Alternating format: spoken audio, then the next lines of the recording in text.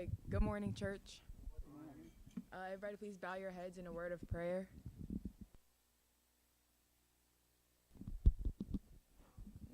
No, it's fine. Dear Heavenly Father, thank you for all that you've done for us. Thank you for getting us through the week, and thank you for getting everybody here safely. Please guide those who are on their way to allow them to get here safely.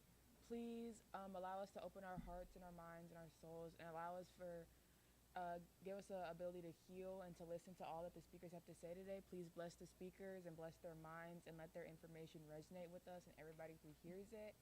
And we love you and we honor you in everything that we do. In Jesus' name we pray. Amen. Amen.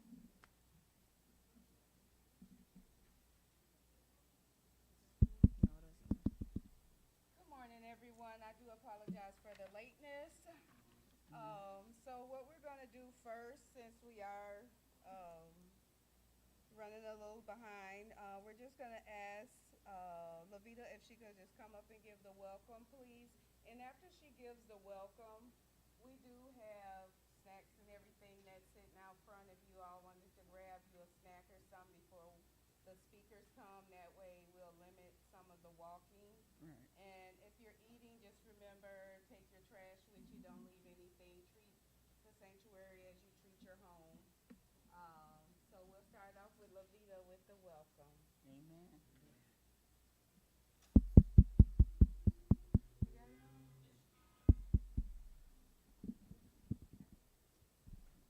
Hello. It's green.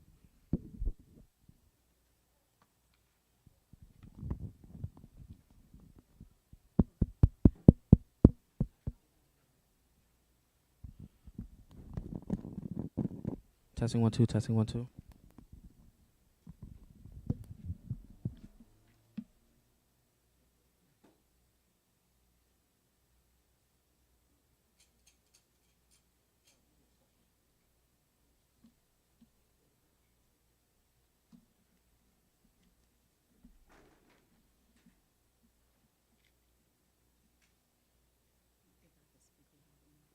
Loud. Okay. Good morning and welcome to our health and awareness. We have some great professionals on our panel ready Testing 1 2. Testing 1 2. with tools to live healthier lives, stronger physically, mentally, and emotionally. We invite you to partake in the discussions, ask questions, and enjoy the refreshments. Proverbs 24:5 says, "A wise man is mightier than a strong man, and a man of knowledge is more powerful than a strong man." Enjoy and thank you for coming.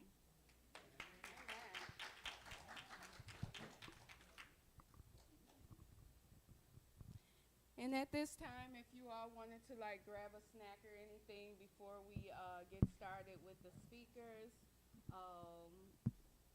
so everything is on the table out there. So just eat freely. It's plenty. And then after you get what you're going to eat, you can come back in and sit down. Our first speaker will be Eric. He will be speaking on dentistry.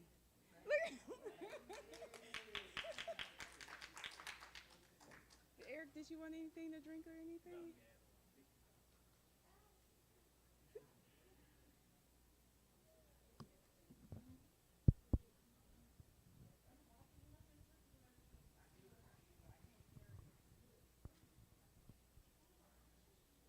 Is they on?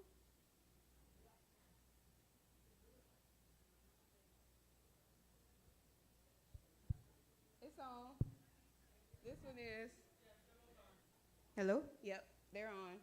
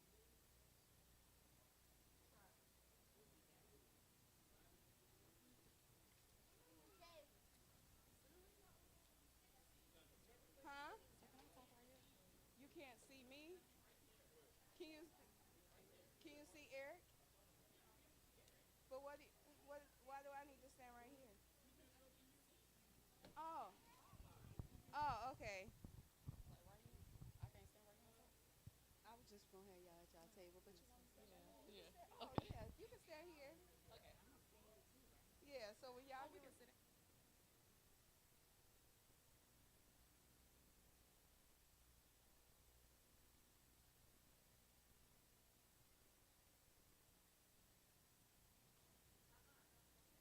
If everyone in the hall could please come in, please, so we can get started with our first speaker.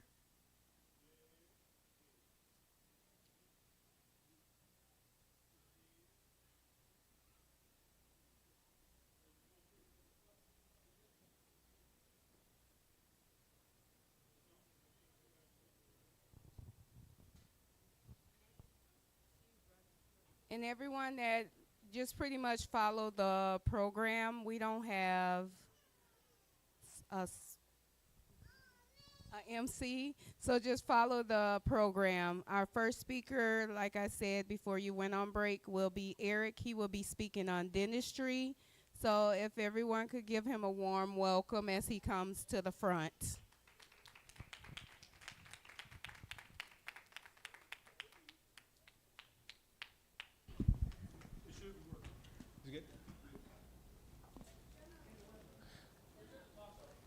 Okay. Is good? So good morning. Good morning. So I'm Dr. Eric. Just kidding. She called me Eric. So I'm Eric. Welcome to call me Eric or Dr. T. I go by Captain Teeth, Sleeveless T, whatever you want. It's all good. So just a little bit about myself. I went to University of Illinois for undergrad. I went to University of Michigan for dental school, and the University of Michigan had the national champions in football 2 years ago, go blue, and then national basketball championship last year. And we're the reigning #1 dental school in the world, so. Yeah.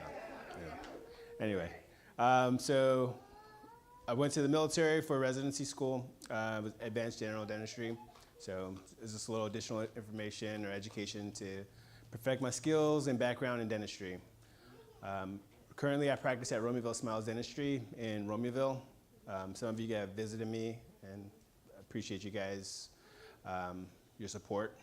But I'm in Romeoville. If you guys want to get some contact information for me later, we can talk about it. I'd be happy to see you guys and take care of you guys. It's good that to have someone to take a look at you and have shared interests in your final result, health, and things like that. That's going to give you honest information. So I'd be happy to help you out if you need.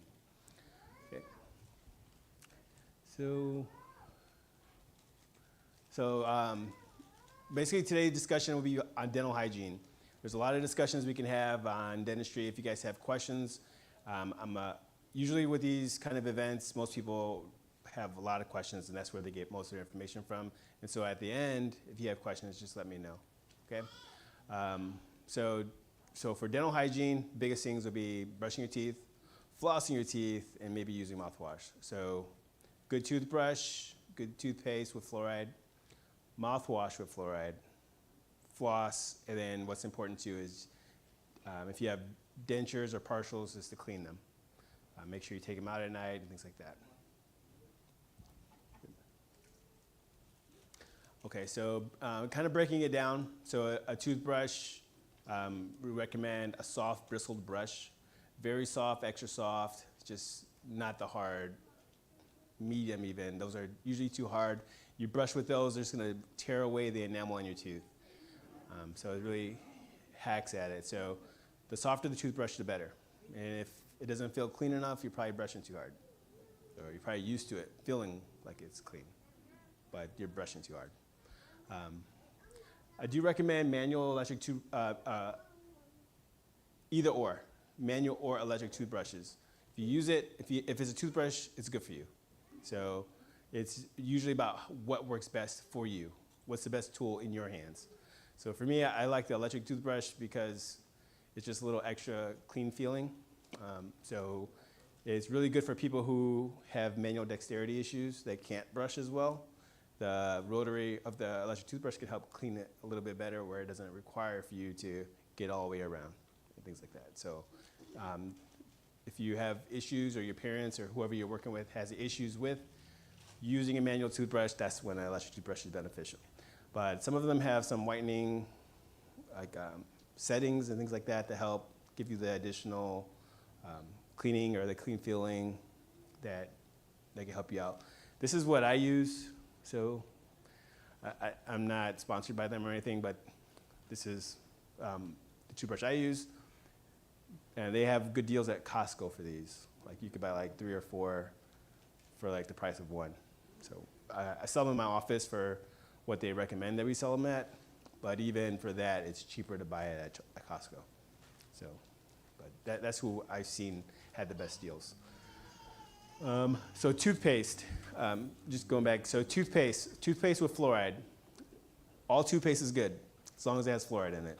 There's two main kinds of fluoride now, with some newer ones coming out. But those 2 main kinds of fluoride, if it has fluoride, use it. There's a lot of people being scared with fluoride and getting in your system and the water. But when it comes to dental health, fluoridated toothpaste is the best. So the more expensive brands have other stuff in there. The clean your gums, whitening, tartar control, and all those other things. And those things are nice, but they're not required to prevent cavities. Fluoride is. So as long as the toothpaste has fluoride, it can be the cheapest one, the bottom shelf one, the buy 2 for $1. As long as it has fluoride, it's good. And then sensitive toothpaste I do recommend. So Sensodyne toothpaste is a big name brand, but they're really good. So if you have sensitive teeth, it helps. So your tooth has little pores in it. If you think of your skin having pores, your tooth has pores. So Sensodyne kind of plugs up those pores to help reduce the sensitivity of teeth. So definitely recommend sensitivity toothpaste if you need it. But use the ones that have fluoride in it. I thought this was funny. So people floss their teeth and it bleeds. Or they come to the dentist and we do stuff and it bleeds and they're like, well, it wouldn't bleed if you didn't poke me. Well, it wouldn't bleed even if we did poke you or did things, if your gums were healthy. So there's other reasons why gums bleed, but if they're truly healthy, generally they don't. Sometimes they can still, but generally they don't. So floss, just do it. So I did want to kind of go over how to floss. So I forgot I didn't, I was going to bring a model. But usually I bring the models for kids. Yeah, for adults, I think it's pretty easy to kind of describe what we're doing. So when you have 2 teeth that are next to each other, we're not just jamming the floss into the gums, so not just a straight line down and up.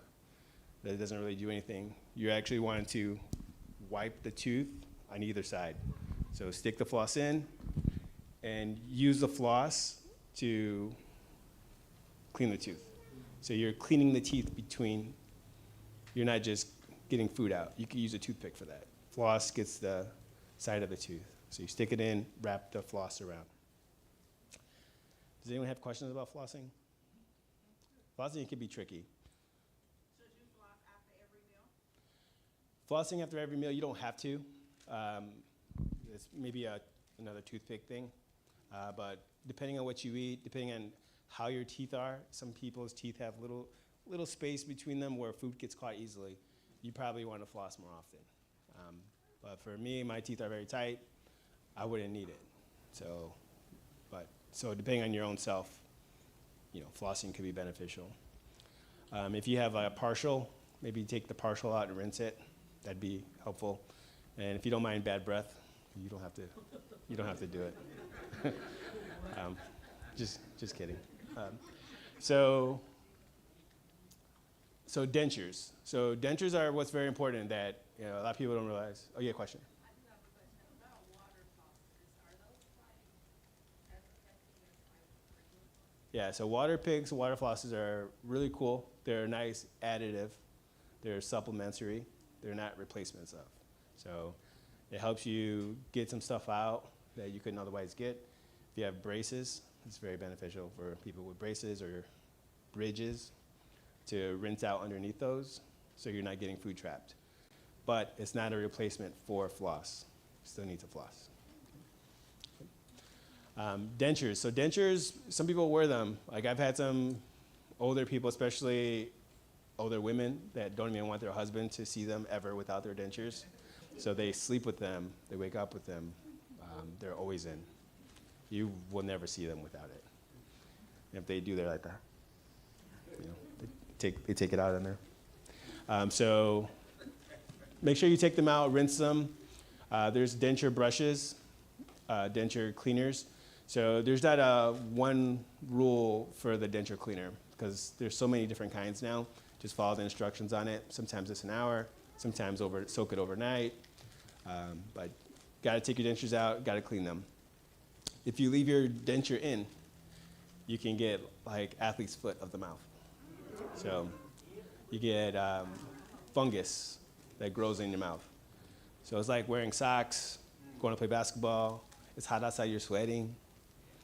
You know, you got shoes on, boots, it rained, and then you don't take them off. You go to sleep, you wake up, and you still have the same socks on.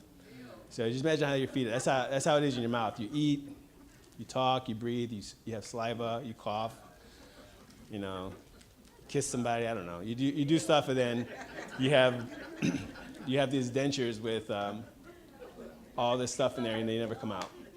So in your gums, they have to breathe. So you take them out so your gums have an opportunity to breathe. Similar if you have contacts, you gotta take your contacts out so your eyes can breathe. So it's just good health. So that's an important one that I did want to make sure we discussed as, yeah, what you got? This is my family anyway, y'all my family. Like the bone is done out of my gums right here. I don't have any bones, so they couldn't give me no place to put it in. So, is there a substitution or what? For an alternative to dentures? Yeah. So implants are generally the alternative. So lower dentures or lower jaws, the bone goes faster, and there's not much for a denture to hold on to. I think she said that she wanted to get an implant, but she don't have enough bone to do the. Oh, for implants, traditional dentures. So if you don't have enough bone for dentures, so if you're having a problem with dentures, implants. But if you're having a problem getting implants, we could try bone grafting first. So that's adding bone where you don't have enough, and then putting implants. But if you still have so little that that's not enough, then traditional dentures. So traditional dentures you could put even if it's flat. It won't want to stay, but it's better than nothing. Yeah, so traditional dentures. Yeah, about the brushing, what kind of brush you refer to? So there's denture brushes. So there's denture brushes. So if you go to any of the stores, they have toothbrush, they have mouthwash, they have toothpaste, and they have denture, all the denture equipment that you need. The cleaners, the whiteners, the glue, and they have denture brushes too. Yeah, I never seen them. That's why I'm asking. Okay. What kind of- Yeah, maybe I could donate some. Okay. So next time, or I'll send some and we could have some next time. Okay. But I'll do this though. At the end, this way it's more easier to the flow with questions. At the end, we'll go through all the questions. Fair? So with the dentures, making sure you soak and clean them. There's different cleaners. I said follow the instructions of the cleaner you choose. If it's soak for an hour, only soak it for an hour. Don't leave it in there all night. If it's an all-night one, I don't think it's gonna get clean if you just stuck it in real quick. Like, you gotta follow the instructions. Make sure you take them out at night, otherwise, like I said, you get that fungus, okay? All right, the next one? Yeah, or what? I didn't brush, I didn't floss. But So what? again, What you got? with the tablets like you just showed, Yes. you said soak them all night with that, right? No, follow the instructions of Oh, the one you buy. okay. Yep. So if you buy one that is one to soak all night, use it, soak all night. But if you buy one that's a 1 hour one, Oh, okay. don't overdo it. Okay, so or what? You don't brush, you don't floss, now what, right? So you can get cavities. So cavities are little holes in your teeth. So the bacteria has like an acidic presence that could create little holes in the tooth. Those are cavities. So a cavity is a little decay, a little black, brown stuff, a little sensitive. That's just a cavity. That's if you don't brush, especially if you don't floss. That's how you get a cavity. Infections are bacteria that kind of goes out of control, goes down into the tooth, into the gums. That's where you get infections. Periodontal disease is loss of bone, and it affects your gums. I'm going over quick right now, but we'll go in a little bit more depth in a second. Might miss teeth, so if a tooth breaks, tooth fall out. Denture stomatitis, that's from an ill-fitting denture. So if your denture doesn't quite fit right, or you're wearing it too long, it gets swollen, you keep wearing it. Irritation that comes from a bad denture. And then candidiasis, that's that athlete's foot of the mouth, basically. So it's just fungus that grows. Okay, so a tooth needs 3 things to create a cavity. You need a tooth, plaque, and sugar. If you don't have one of those things, you won't have a cavity. If you don't have a tooth, you're not gonna get a cavity. If there's no plaque, if you brush so good there's no plaque, you're not gonna get a cavity, no matter how much sugar you eat. If there's sugar, if there's no sugar, you don't feed the bacteria, you're not gonna get a cavity either. So what you wanna do is you wanna reduce what you can. So you wanna keep your teeth, so you wanna reduce the plaque and you wanna reduce the sugar content. So good brushing, good flossing, and reduce the sugar. So there's different kinds of sugars. There's different foods sometimes that can feed a bacteria, but essentially you wanna reduce your sugar in your diet, and you wanna make sure you're cleaning your teeth well. Right. So just a heads up too, these are pictures of patients that I've had. So don't laugh too hard because somebody might be in here. Might be laughing at somebody here. So this is a gentleman who had big cavities in the front. He had a filling that came out, and that's why he came in. My filling came out. I was just eating bread. Sure, it probably happened, but it happened because underneath it, the filling was a lot of decay. So this is cavities that got out of hand.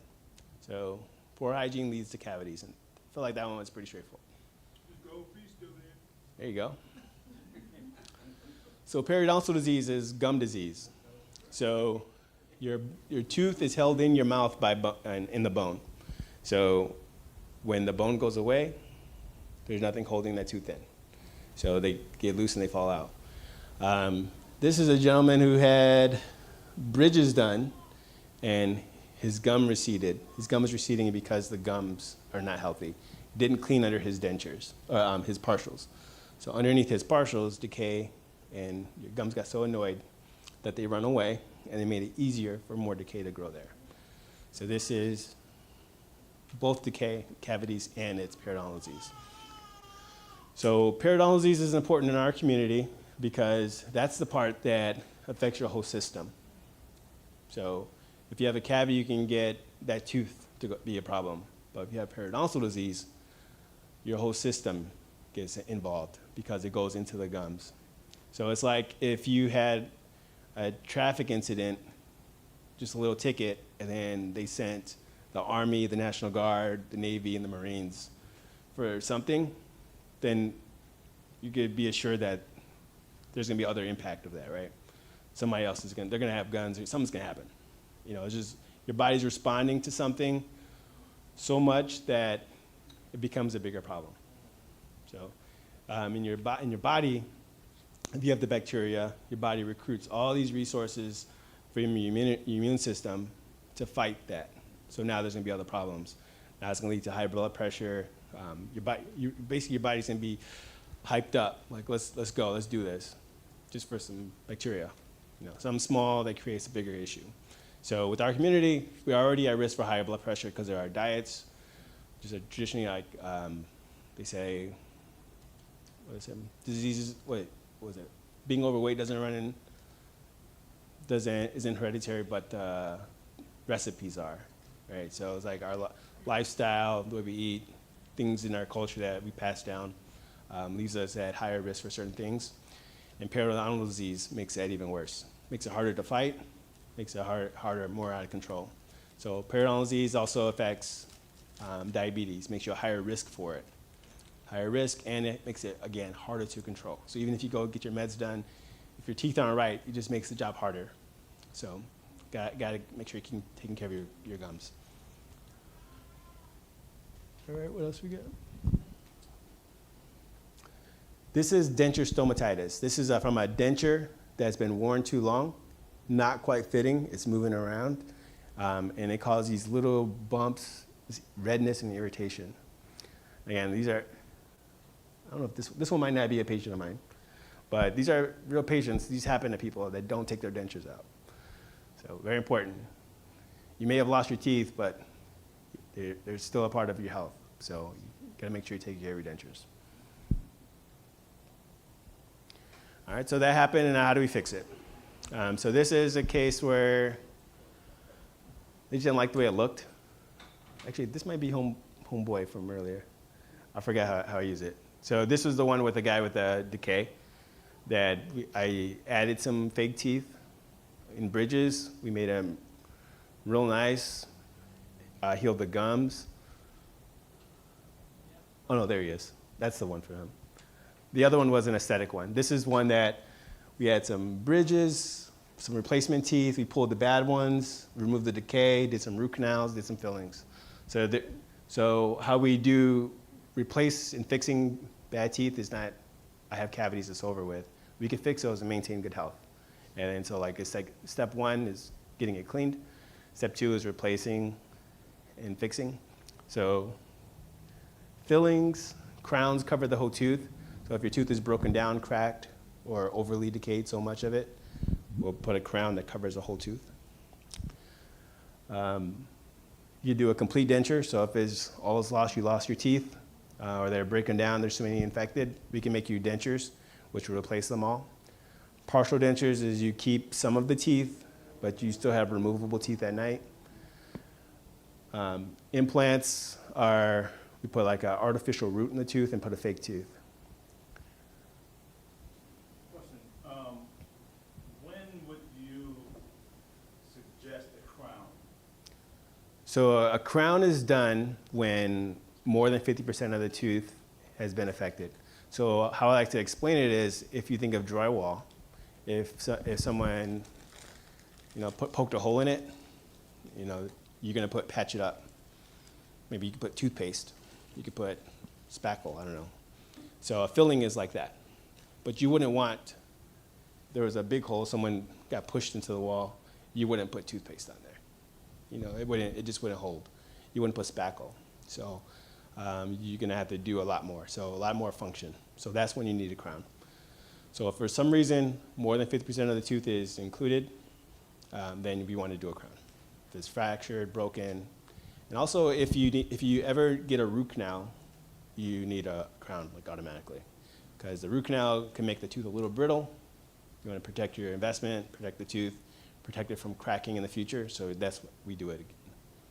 So more than 50% of the tooth, you need a crown, and if you had a root canal. There are other reasons too. Some of this is aesthetic, so there's other reasons, but traditionally those are the main ones. Yep. Oh, and then cleanings. A traditional cleaning, and then a deep cleaning. A traditional cleaning is, the polish, the floss, the electric cleaner, the scaler that knocks off the hard tartar. And then the deep cleaning is the ones that gets too far below the gums. How I think of it is like a sleeve. If your sleeve is nice and tight, you can't put anything in there, right? But once it's loose, if you think of your sleeve being loose, you can get a lot of stuff down in there. But at some point, even your hand, if something fell in there, you couldn't go get it. So the deep cleaning gets down in there. So remove all the nastiness out of there. So this is, smile. This is just like a full smile rehab. So the person had cracked teeth. They had like a lot of grinding. So the teeth broke up part of them. They brushed too hard, so the enamel is kind of stripped down.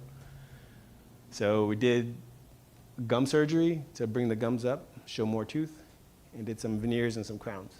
So there's a lot of cool stuff we can do in dentistry. So we could patch and fix what's broken, get you nice and healthy, make you fancy and, you know, Instagram friendly and whatnot.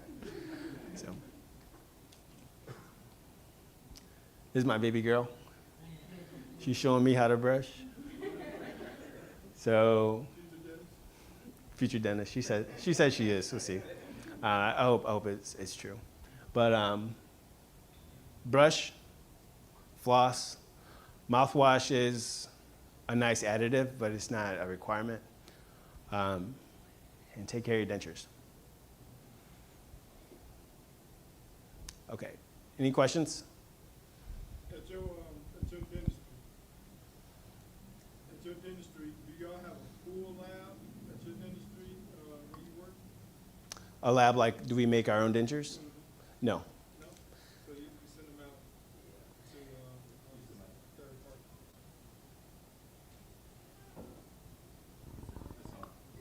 party? You send them out to a third party. Yeah, so most of our dentistry is done digitally. So in the past, labs were important because things were done right there. You use the goop, you know, and you'll take impressions and molds that way. We'll build up a cast and stuff like that. That would be why labs were important. But now, digital dentistry is more like, this is what we do now. Technology. Yeah, new technology, but just better result. So we don't really need it. So like even if you go to get a denture, we could do a reprint. Say you got angry at somebody, you threw your denture at them. I don't know, your dog got your denture. I could order you another one without you having to come in. You know, so you bite on something too hard, a tooth comes out. You know, you break a crown. It still takes time to.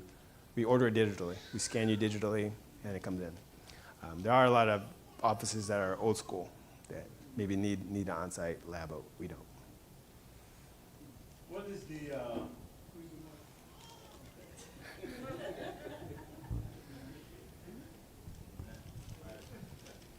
what is the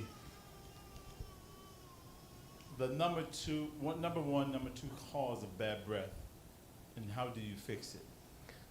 Periodontal disease is the number one. So people that don't brush and floss and get their gums out of order, and it has a special smell. It has a unique smell to it. You know it when you smell it, and it's like the main thing. So there are other reasons that are like people have like GERD or something coming from inside, but usually it's already in there. So food that you didn't clean out, that's between the. So I say it like this: people try to floss, but it's like wiping your butt like this, without getting betwixt the cheeks. Flossing is getting betwixt the cheeks, so you got to clean it well. So if you're not flossing, you're leaving a lot in there. Yeah. So people not flossing, things getting in the gums. It's wet. There's a lot of food. The way the oxygen hits it, you smell it. People got bridges, partial stuff that can catch food. This is like spoiled food that's still in there. That's why. I hear you mentioning gums, how important it is to have healthy gums. I know brushing and flossing will help with that. But if you can expound on the importance of healthy gums, and is there anything else to do to maintain healthy gums? Or if you don't have healthy gums, how do you, or can you reverse it? Yes. So, the bone is what holds your tooth in, right? And just like you can't just have exposed bone, so your gums are what covers your bone. All right. So if we think of it as maintaining healthy bone, if you start with that, and you're thinking about keeping the covering over that as healthy as possible, the more of anything that's not naturally you near your bone, your body responds. So your body responds in two ways. It's going to grow the gums to push whatever that is away, or it's going to make the bone run away. So usually it's both. So the bone is going to run away, and by the bone running away from the plaque or the food, the crown, whatever you got there, the teeth get loose and they want to fall out. The other one is your body responding with the puffy gums, like get away from me. That causes pocketing that can catch stuff that you can't clean. So your toothbrush just won't get down deep enough. You can floss and it just won't get deep enough. So something will always just stay there. You won't be able to clean it well. So the importance of it is maintaining healthy bone by keeping it clean. So it is not reversible in the respect that you're going to get the bone back, but there's an opportunity for you to reduce the inflammation, the puffy gums, and to stabilize it so your gums aren't running away. So the goal would be stable gums where you're not losing bone around your tooth. Did I go too deep? Is that good? No, that was good.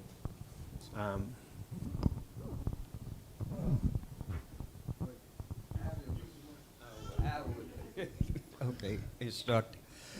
What Ava was talking about, she have something a little different from mine. I can wear the bottom dentures, but somehow every time I went to get them fitted, it just seemed like every time they got it wrong. I'm just wondering, is it just some way I can just get somebody to be able to fit it, right, so I can wear them? Usually when they do it, they don't come up. When they come up too high or something like that, I want to get them where they did.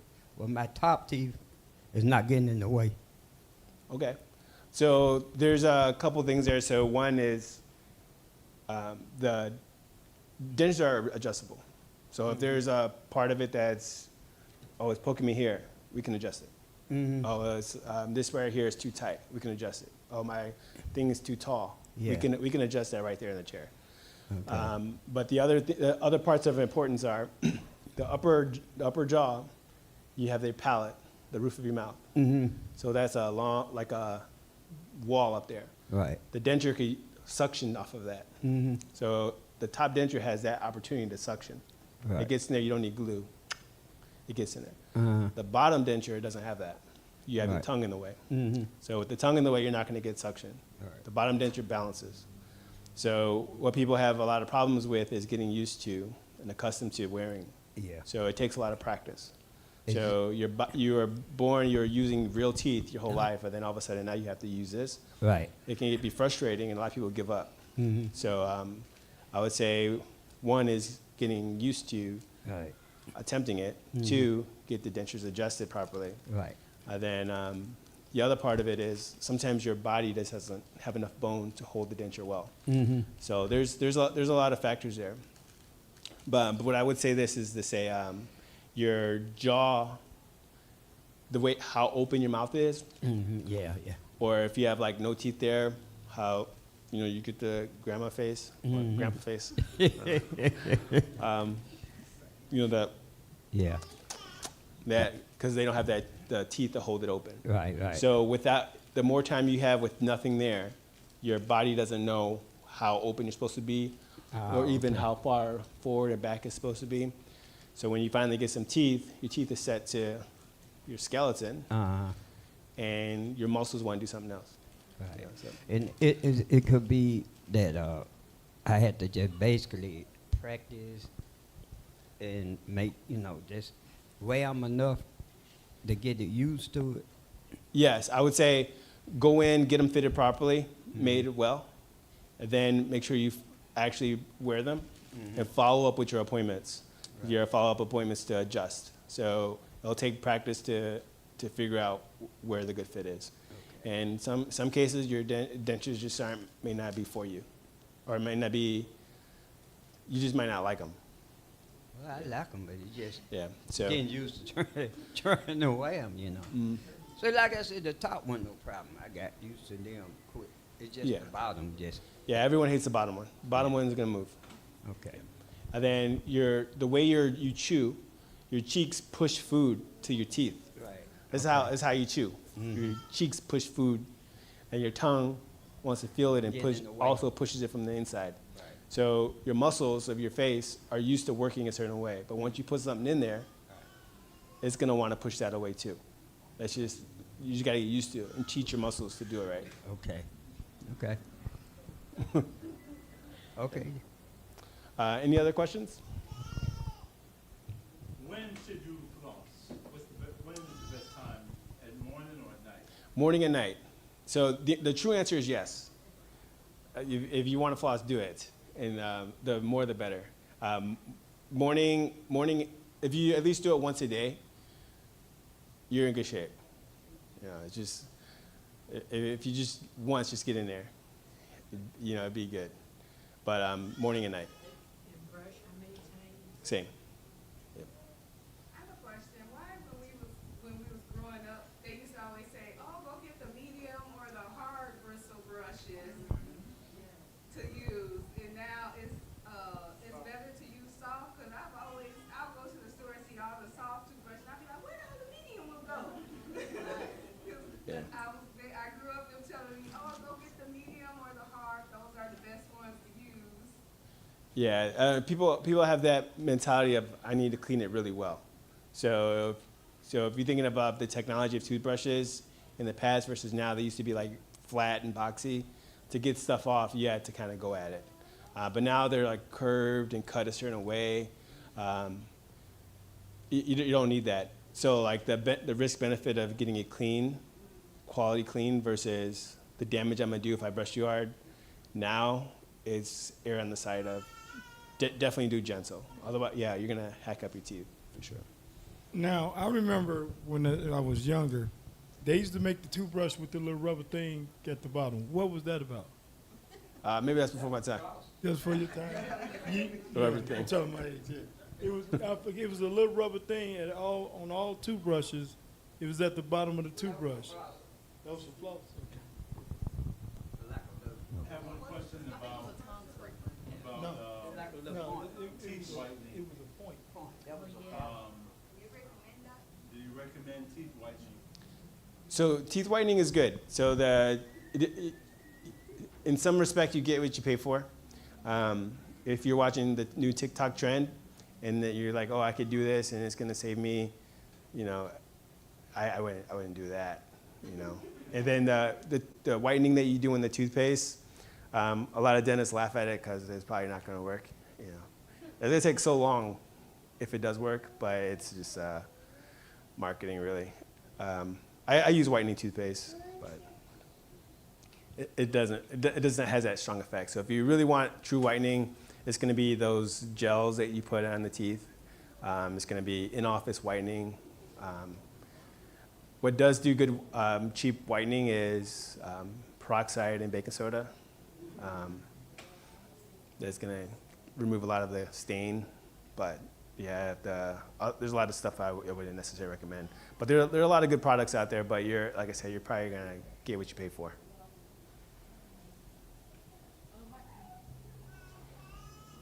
Well, my question, how do you reveal enamel? Because I remember growing up, I would cut up lemons, and I would eat lemons every day. And so I've been told recently that I have like loss of enamel. So how do you reveal that? Because it came from all the lemons that I used to eat. Yeah. So From the acid. enamel isn't something you can get back. It's gone, it's gone. So there's ways to improve or remineralize or strengthen your enamel that you have, but get what you lost, that you can't really do that. And my teeth aren't sensitive. I was just told that I do have less enamel that I need from just acidic foods and things like that.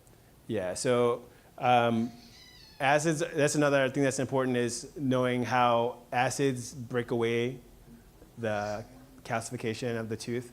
So it makes it weaker. So if you say you eat a lemon and then you brush your teeth, you made your tooth soft and then you brushed it off. You know, people who do that kind of stuff all the time, it gets worse. So enamel is, once it's gone, it's gone. So strengthen it. There's opportunities to strengthen it, remineralize it, but if it's gone, it's gone. Well, luckily it's not all of it. Yeah. That's it. She's like, I got a little bit. Yes. What are some reasons that you may still have some lingering pain after root canal? So a root canal, there's a lot of variables with that. So generally, it might be something else going on. if it depends on how recent it was. Was it within a week, 2 weeks? No, it's been like a year. Yeah, it's probably something else. And then if you got a crown on there, if you didn't get a crown on that tooth, it might have had a little crack on it. Yeah. Did I answer your question? So there's a lot of reasons. So the tooth next to it, so you're like, oh, it's been hurting here, and you get a root canal done, and then I bet there might be something else going on. Another tooth, the tooth is cracked, but well, let me start with this. The tooth, within the tooth itself, there's a nerve inside the tooth. That's going to help you notice if something's too hot, too cold. That's pretty much all it's going to tell you. Or if it's broken, it's going to let you know, hey, I'm broke. But around the tooth, how the tooth sits in the gums, there's little ligaments in there. So while we may do the root canal to remove the nerve inside, you can't tell if something's cold, you can't tell if it's broken, you can't tell if food's hot. But you can tell when you're biting on something that hurts because it's like a joint around the tooth. So oftentimes an infection is around the tooth. So by being something else, it could be a gum infection. It could be a cracked tooth that your body's sensing that it's not moving right. It could be the teeth next to it. There's a lot of things that it could be. But generally, it's something around the tooth. You had a question? I just had 3 teeth pulled, right? Hmm? And now I can feel something like strings, but it's probably my stitches, and they're hanging real long. Do I supposed to pull it or just let it like dissolve, or what am I supposed to do? But it's irritating my tongue because it's hanging. Yeah, so it sounds like those are the stitches. So generally, stitches that we use for an extraction are resorbable, like they dissolve on their own. So I would leave them alone. But if they are so annoying to you, and it's been long enough, you can go back and they'll cut it out for you. But I can't cut it. They have I wouldn't stick nothing in there.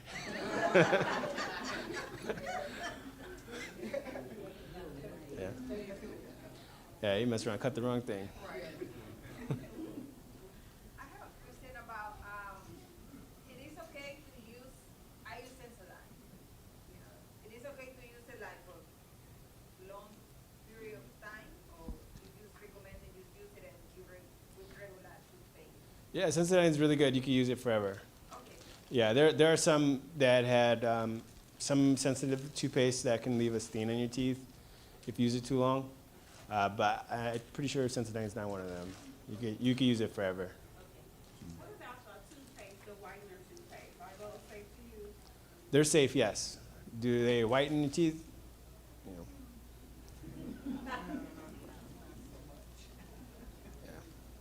Yeah. Does the whitening process make your teeth more sensitive?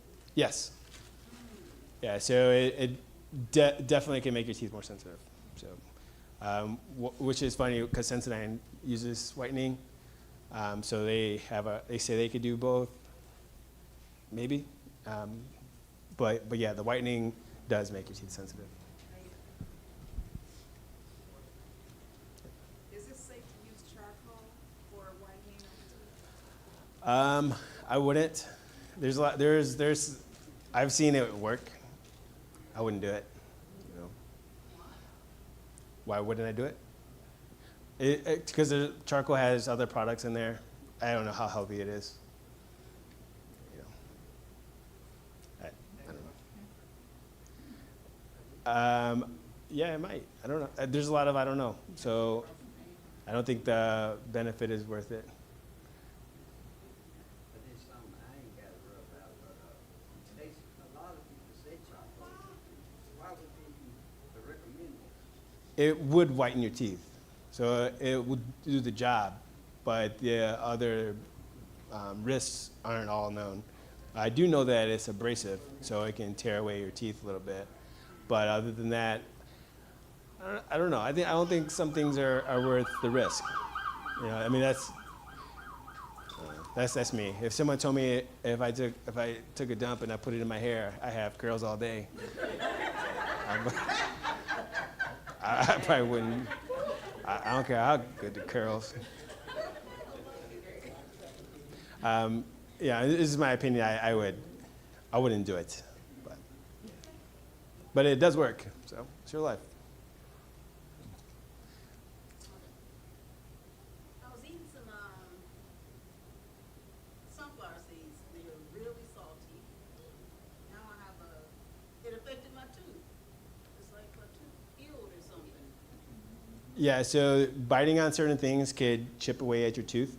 That's one thing. But two, the main reasons I have dental emergencies are because of what people ate, and it's usually popcorn. So popcorns and seeds.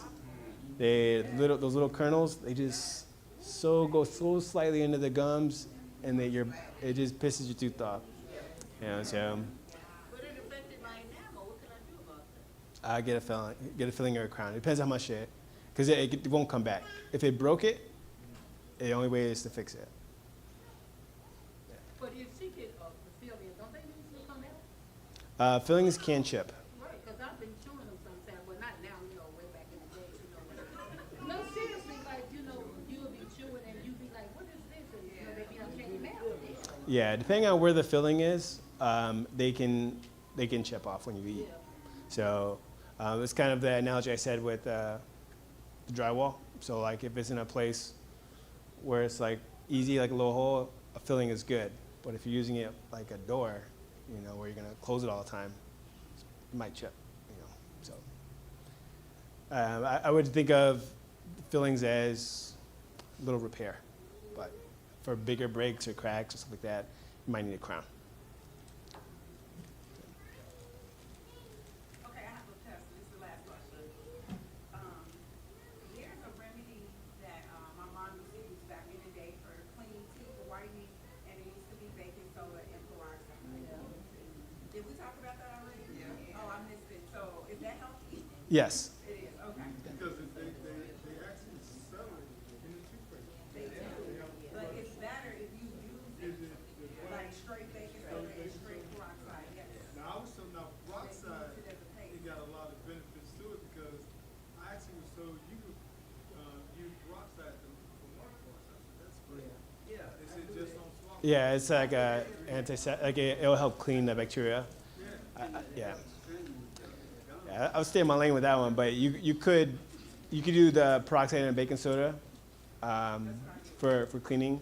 Yeah, it is better if you use it fresh, like if you mix it right there and you use it, as opposed to you mix it on Monday and you use the rest of the week.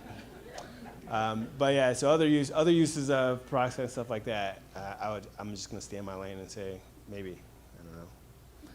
But while we're on this subject with peroxide, I do it every morning. Just basically before I eat an hour. That just means just taking my brother an hour, just turning stuff like that. Is that good? You could do that. Yeah, I do it every morning. It is. I really don't see much harm in that. So for me, I recommend saltwater rinses. It cleans it, keeps your gums tight, and it has like a property to it that'll help remove bacteria too. I have a question about tongue scraping. When you clean your tongue, Mm. should you do that after you brush twice a day, or is that even beneficial? So it's one of those things that, truthfully, it matters on your diet. So a lot of people's diet, like if you eat like nuts and harder foods, crunchy things, it's gonna clear out your tongue anyway. But if you look at your tongue and you see, like it looks flat, like it doesn't look bumpy, like you don't see the hairs, then you probably want to scrape it clean because you probably have like fungus in the hairs. I say you, but person. Those hairs on your tongue, you want them to be healthy. So if they're too long, they're gonna catch stuff, and it means your diet's probably soft. So if I would say it's sometimes recommended. Depending. What causes thrush? That's that candidiasis. I was saying that's fungus. So fungus would be there if you're not cleaning well, if you don't eat well. So people in the hospital can get it because they're not eating a lot of food. So if things are just sitting, or if they wear dentures, it's just sitting there. But if you're regularly eating, it shouldn't happen. And also sometimes medications that you're taking could reduce your immune system response, and that can help it grow too. But generally it's if it's just sitting.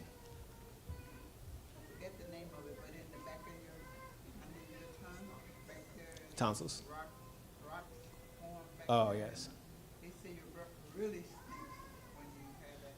I forgot the name of it. Tonsil stones. Say it again. Tonsil stones. Oh. Yeah. Some rocks get back Yeah, those little white balls. Yeah. You know what? I'm gonna take one out and I'm gonna smell it and see if that's what. I'll bring a couple in. No, I don't know. I heard people say that they smell, but I'm not sure. But they're not supposed to be there, so I'm sure they. Have you ever had a patient that you, Yes. That's why we wear masks. And if you see your dentist wearing 2 masks, you should probably brush your teeth. How you gonna come to the dentist with your breath stinking anyway? That's crazy. you might need it fixed. You know, some people go to the doctor and get to change the underwear and stuff like that, but Well, that's just right. Yeah. And some people come in like, you do it. But any other questions? What you do, you put a mask on? I generally don't smell people's breath because I'm good at wearing a mask. But if I wear 2, You wear 2, that means it's bad. yeah, it means like, hey. I just have a question out of curiosity. What's the difference between veneers and implants? They're completely different. Which is best for you? They're completely different. So an implant is replacing a missing tooth. A veneer is making a tooth that you already have look fancy. Do they put it on top of your teeth when you get the veneers? Yes. Now, how does the bacteria keep from coming between the veneer and your teeth? Toothbrush. So we'll put the veneer on with cement, and then you brush your teeth, and then it won't go there. And if it's still going there, that means it's not a good fitting veneer. So it probably wasn't done right.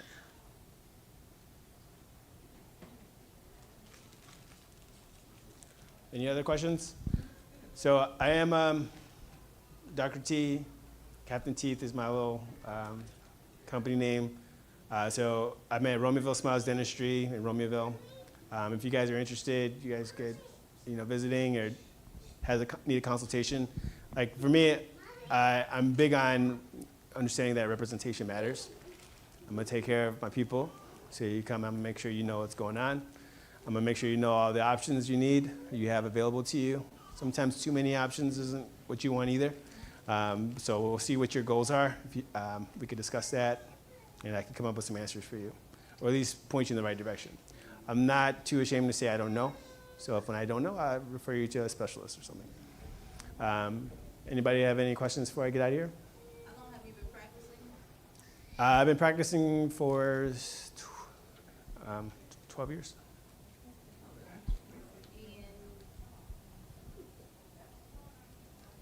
What do you do about afraid cats? People afraid to go to the dentist.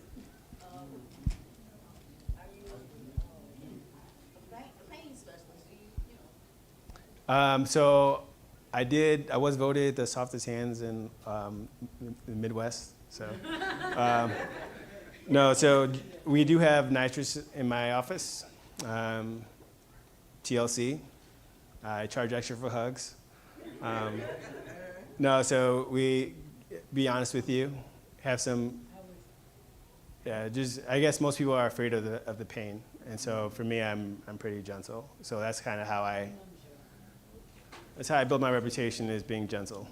So some things are just gonna hurt, and that's just kind of how it is. But I do my best to share with you what's coming, and being honest with you and being gentle. So. Yes. And when they're numbing you up like License, I didn't feel anything. They not up until you do it. And when they're numbing you up, how many shots are they usually giving you? How many? It depends. It depends. Yeah, it depends on what they're doing, why they're doing it. Yeah, there's a lot of questions. There's a lot of variables. They never bring the needle out. They just fill one side, this side. They never bring it out.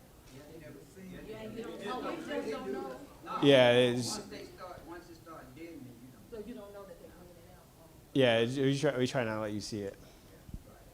People are like, let me see. I'm like, no. Especially Eric, he won't show you.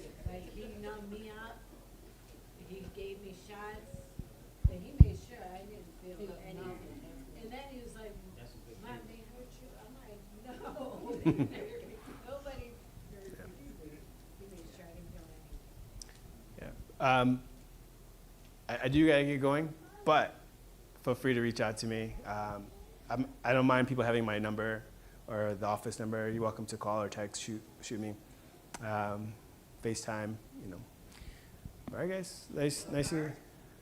I didn't bring my cards, so yeah. So, to be honest with you too about the business stuff is, I do have a passion for access to care and providing care for the purpose of making people feel better and getting healthier. So sometimes it feels uncomfortable for me to mix marketing and business with providing care and information. So I didn't bring it because it didn't feel right to. I came up with excuses why I didn't, but I do want to take care of you guys, and if you guys want to find me, I want to be accessible to you, but I don't want to be like I'm selling something or selling myself.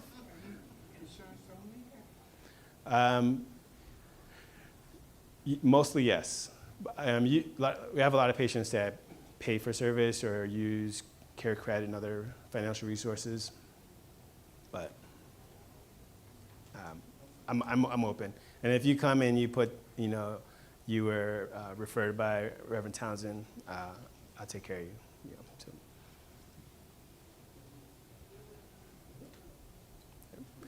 All right, guys. Good to see you. I have some toothbrushes and stuff. Thank you, boo.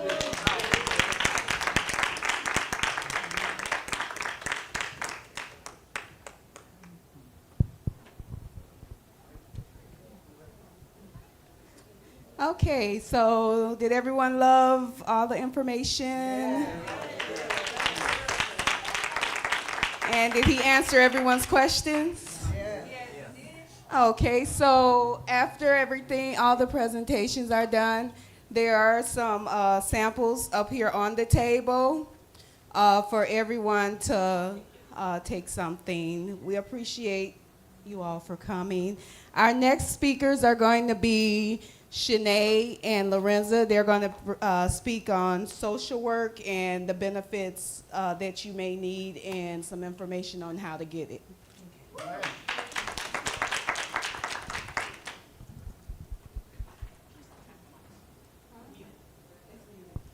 Can you hear me? Oh, yes. Well, hi, everyone. My name is Shanae Hughes. Can someone help me put this in? Does it go like that? No, it don't. Okay. And Keontae said to move this over. Well, my name is Shanae Hughes. I don't know if I have a picture. Hi. I am a licensed social worker with the state of Illinois. And so during my presentation, I mostly want to ask a couple questions too, because it's kind of like a give and take so that I can understand like what you guys have insurance-wise or like what you need. So if you feel comfortable, who in here has Medicaid? Medicaid. What about Medicare? Okay. Is anyone with Humana? Because that's who I work with. So I know a lot of information on Humana. Okay. And then what are some of the other insurances that you all have? United, Blue Cross. Okay. Well, do you guys know about your incentive programs or like the social programs that your insurance can provide to you with your chronic conditions? Okay. So that's the main thing I want to talk about today, because I think a lot of people don't know the different social services or the help that they can get from their insurance. So one of the things that I do daily is assist people with paying your rent. I don't think people know that your health insurance can actually pay your rent or your mortgage, your utilities, a lot of things like that. Yeah. And I know that's mostly because it's a health insurance. So you don't think to call your health insurance to talk about anything outside of health. What'd you say? Get food, get groceries, yes. So a lot of people don't know, but you don't know until you say something.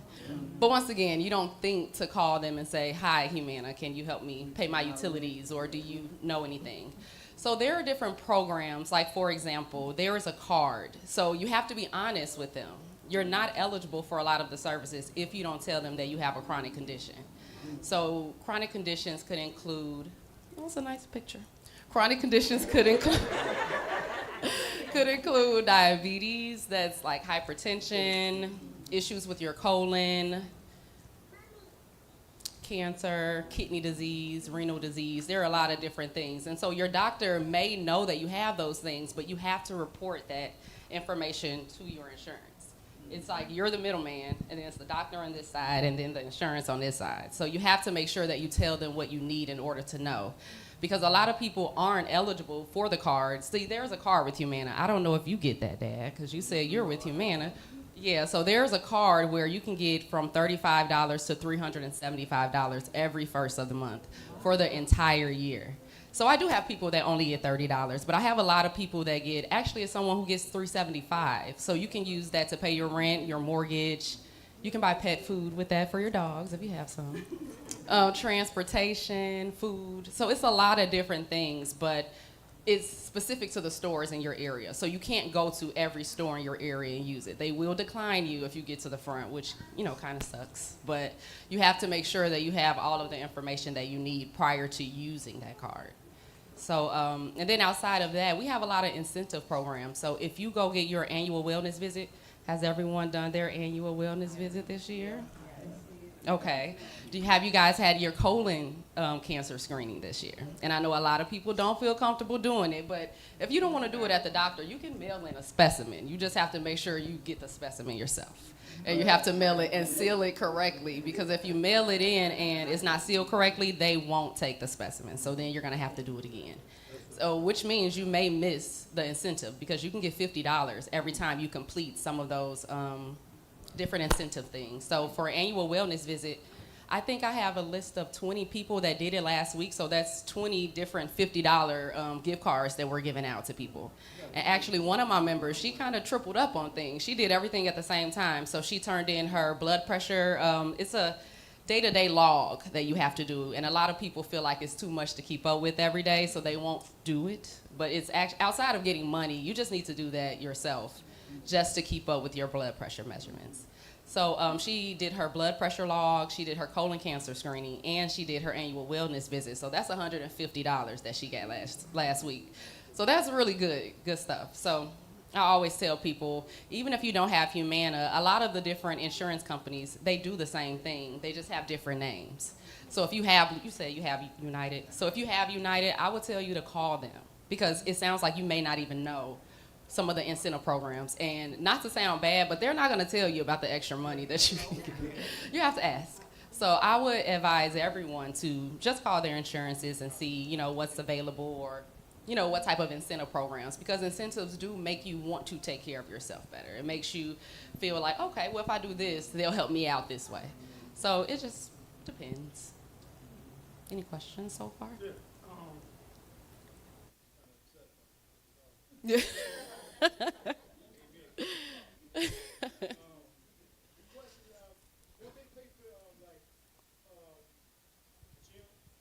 Yes, so our program is called Silver Sneakers. So it is a gym membership program where you can go sign up, but it's specific gyms. So you have to make sure you ask them, and they can actually sign you up for it. A lot of people go and do it themselves, but you can call them and they'll sign you up for it. But I feel like you should do it that way, because if you go to the wrong gym, you won't be covered. So you will still be paying. So you want to go to the affiliate. Yeah, look. Juanita had one first. Yeah, we do too. Mm-hmm.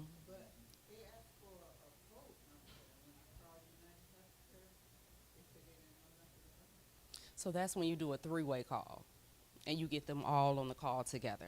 Because really, when that happens and there's a disconnect in the communication, your insurance is supposed to conference call them while you're on the line. That's what I do to advocate for you. Because if you're confused and then they're confused, then that means we all need to talk together to figure out like what we're missing, or you know, what information you need. Mm-hmm. United Healthcare.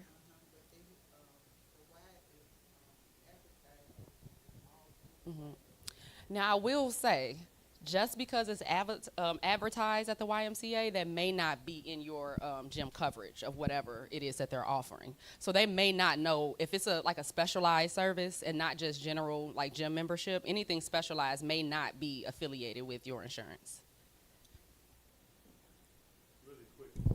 Really quick, I do, because we're live streaming, and a lot of people who want to be here can't. I know we have people in other states that's would like this information. So I would like to ask that if you have a question, wait until the mic is handed to you, so that way those online can hear you as well. And even here in-house, it's hard to hear you. And I do want to ask that don't just blur it out.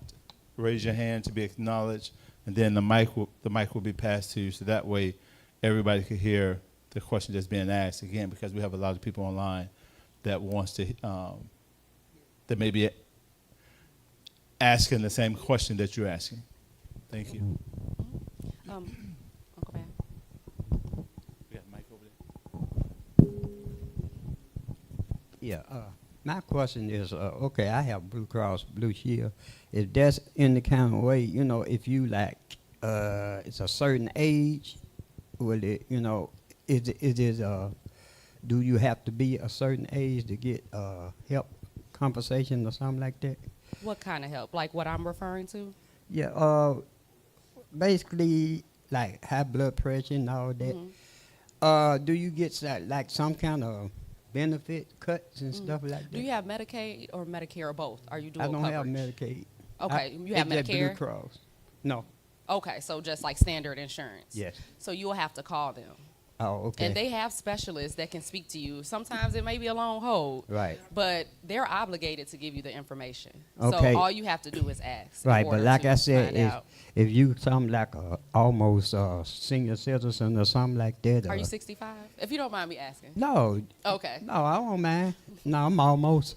I'm Okay. 64. Yeah, I believe, I'm very confident in this answer, that the Medicare starts at 65. Yeah. But it depends on the disability you have, too, because you can be 35 and have Medicare. Right. Depending on if you have a chronic condition or whatever disability that you may have. Right. You don't have to just be 65 to have Okay. Medicare.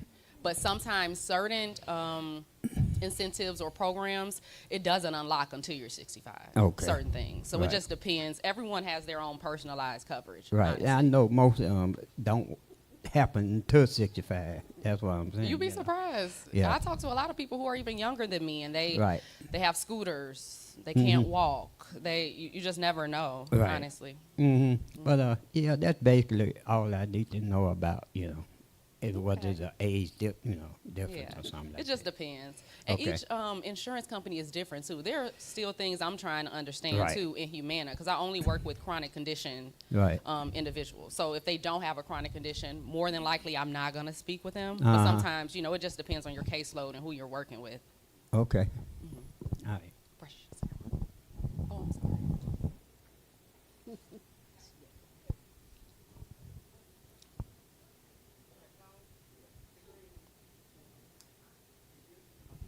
Testing. Oh, there it is.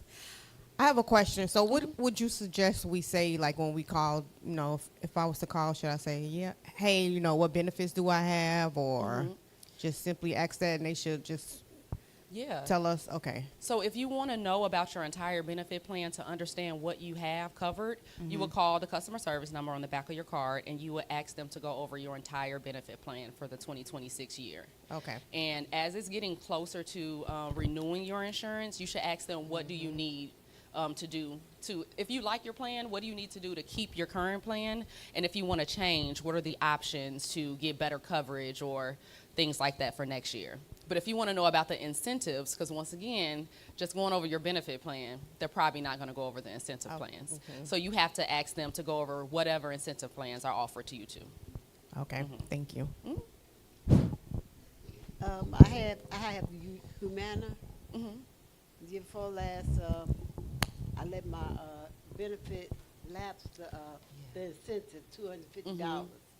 Really? Yeah. So, can I get it back or what do I From do? last year or? Last year. Yeah, They No. gon' yeah, they gon' So yeah, will I chuck be that able up to- as a loss there. Yeah, they don't backtrack. And it sounds bad, but most times, like I said, they won't even tell you about it. So you almost got to pull the incentives out of them to even get them. So they're definitely not going to give anything that's past due. It's like if you don't say anything, we're not saying anything. And that does sound bad, but it's the truth. So more than likely, but like I tell everybody, it's worth a call. If you have proof that you were supposed to get that and they didn't give it to you, that's different. So Okay. I don't know if you're saying, is that what it is, or are you saying you miss doing something to I get the? miss doing it. Oh, see, then that'll be kind of different. Iffy, Now, if yeah. they drop the ball, then they wouldn't have to do anything but go back, and especially if you have the proof.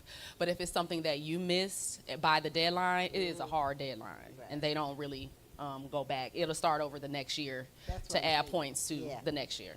So, but last week I had my annual. hmm So how do I find out about my, You have Humana still right now? uh-huh, Are you in the Go 365 program? Do you know what that is?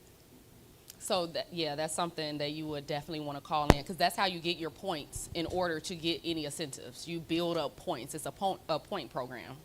So you don't have to build up points for the annual wellness visit. You just have to do that, and then you're eligible for the $50. okay. But I'm not sure if you can sign up for the Go 365 mid-year. But you can. I think you should call them Okay. and ask them, and then you'll start accumulating points. Now, there's a window, and I'm sorry, I'm not sure of the window, but there's a window where when you complete the annual wellness visit, it's a certain time frame for you to let them know for the gift card. So I'm not sure. So the quicker, the better. You call them tomorrow, more than likely. And the wait times aren't that bad, because I'm usually waiting too when I have to transfer members over to speak with a different department. The wait times for Humana are usually not bad. Oh, okay. So I would say definitely call them. So just in case you're almost missing your window, you can get Better your call. $50 for that. And then see whatever else you need. Especially, do you have high blood pressure? You don't mind me Yes. asking? How often do you log your blood pressures, and how often do you check them? Every day? Because I have a Person, you Fitbit. have your own. That's what I was going to ask. So you do it with your Fitbit, or do you have an actual Fitbit. blood pressure I cuff? got both at home, but I use Good. my Fitbit. Okay. Okay, good. Because they give blood pressure cuffs, glucose meters, incontinence. So that's pads, diapers, liners, if you do have like incontinence issues. So it raised toilet seats, scooters. There's a program too where you are allotted $1,000 for the year to pay for different things. So that's really important, and that's different from the card. So you can get $375 on the card and then still have the chronic condition benefit where you either get $500 or you get $1,000 to use. And you can order frozen meals, pay bills. It's a lot of things you can do. And I just helped somebody on Friday. She had $1,000, and I can't remember what her chronic condition was, but we paid her mortgage. She was almost about to get evicted, and she needed $930, and her benefit was $1,000. So we paid and saved her home. So it's a lot of things that you can do. Really? Mm-hmm. Thank you. You're welcome. I just want to ask a question. My brother had his leg like amputated, and I told him when he was in the hospital to talk to a social worker about helping him like get low income or either in the senior citizen building. So by he didn't do that, do he still have time with a social worker still help him to, because he can't come up and down the steps like that. So yeah. Now, as far as housing, so what we do as far as that social service, we can help you find the resources, but we can't really find the housing for you. Okay. But me personally, when I'm on the phone with my members, I do a lot of three-way calling. I'll stay on the phone with them while they try to sign up for the housing, just to kind of advocate for them if they don't understand anything. But I can't, really sign them up. Okay. But if whatever insurance he has, he can call He's with them and they Humana. can. Yeah. He can call Humana, and we can still look up the social services for him. Okay. Because sometimes finding housing, you may not have access to everything that we do, especially senior living, alternate living, independent living. You may not know how to find those resources, and you can Google. But sometimes some of those specialized cases, you kind of need some extra help, and we may have that information that you're looking for. Okay, so you because say you'll he have can some call information than I Humana? do, and we put it together. You He can find still something. call Humana and they could probably, okay. Help him Thank find you. housing, yeah. Now, I'm not sure, not pay for, not necessarily, but we can help him find. So, go ahead. Ladies first. It's on. Is it on? At what point? At what point do you have to sign up for Medicare Part B? Honestly, I'm not sure. And I don't want to give you the wrong information because normally when people reach me, they already have whatever it is that they have. So that initial process, I don't want to give you the wrong information. But whenever people ask me questions like that, I give them the Medicaid or the Medicare hotline because then you will speak with a specialist who actually, specialize in that and that timeline because it's a very fine timeline. And if you miss it, you just won't have Part B for the whole year. So you have to make sure that you're signing up on time and, making sure you have the coverage that you need. Yeah, so I would say definitely call them. And I can get that number for you if you want me to. Okay. My question is, what is considered chronic? A chronic condition? Mm-hmm. They're specific chronic conditions. So it's not really symptom based, it's really diagnosis based. Like, so high blood pressure, kidney disease, renal disease, COPD, emphysema, diabetes, cancer, any behavioral health issues. So that can be schizophrenia, bipolar disorder, personality borderline disorder. It's a lot of things. Like your average virus won't be considered a chronic condition. Any autoimmune diseases, dementia, Alzheimer's. So really, I would say serious diseases. So if you have chronic pain in your ankle or your foot, that may not be considered a chronic condition. It depends on the actual diagnosis and what you have. Mm-hmm. So migraines, that wouldn't be considered a chronic condition. If you had a kidney transplant, is that a chronic condition? Yes, because something had to be wrong with the kidney in order to need a transplant. So that could be kidney disease, and it's various levels of kidney disease and dialysis and things like that. So yes, that's definitely a chronic condition. Mm-hmm. Any other questions? So how long you been in this social service worker? How long you been? So I have been doing this since 2014. But I've been with Humana since 2021, and it's the best job I feel like I've ever had. I love my job, and they helped me get my license.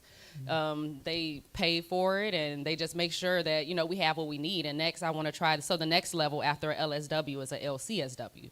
So it's a licensed clinical worker. So we do clinical work right now, but you get really clinical, and you're able to help people and have a bigger impact with a LCSW. So I think I'm going to start working towards that too, because they do help us get that as well.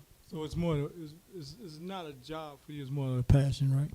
Yeah, and you know what, honestly, I'm going to say it's both. Because sometimes when you're always pouring in someone else's cup as a social worker, it's hard when you have your own cup that you need to be, filled. But when you sign up for the job, that's what you sign up for. So whether you're having a bad day or not, I'm speaking to people who are having a worse day.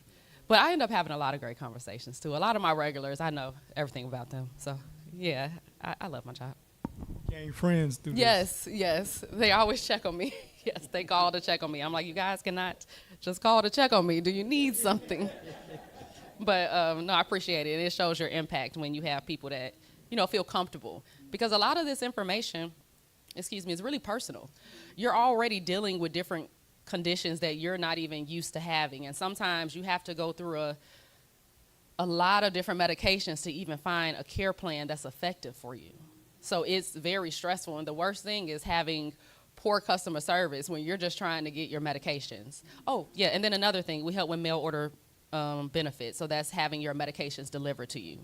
A lot of people can't get, to the doctor, but it gets a little tricky because some medications like opioids or narcotic medications, they won't mail those because people will steal them and people will sell them.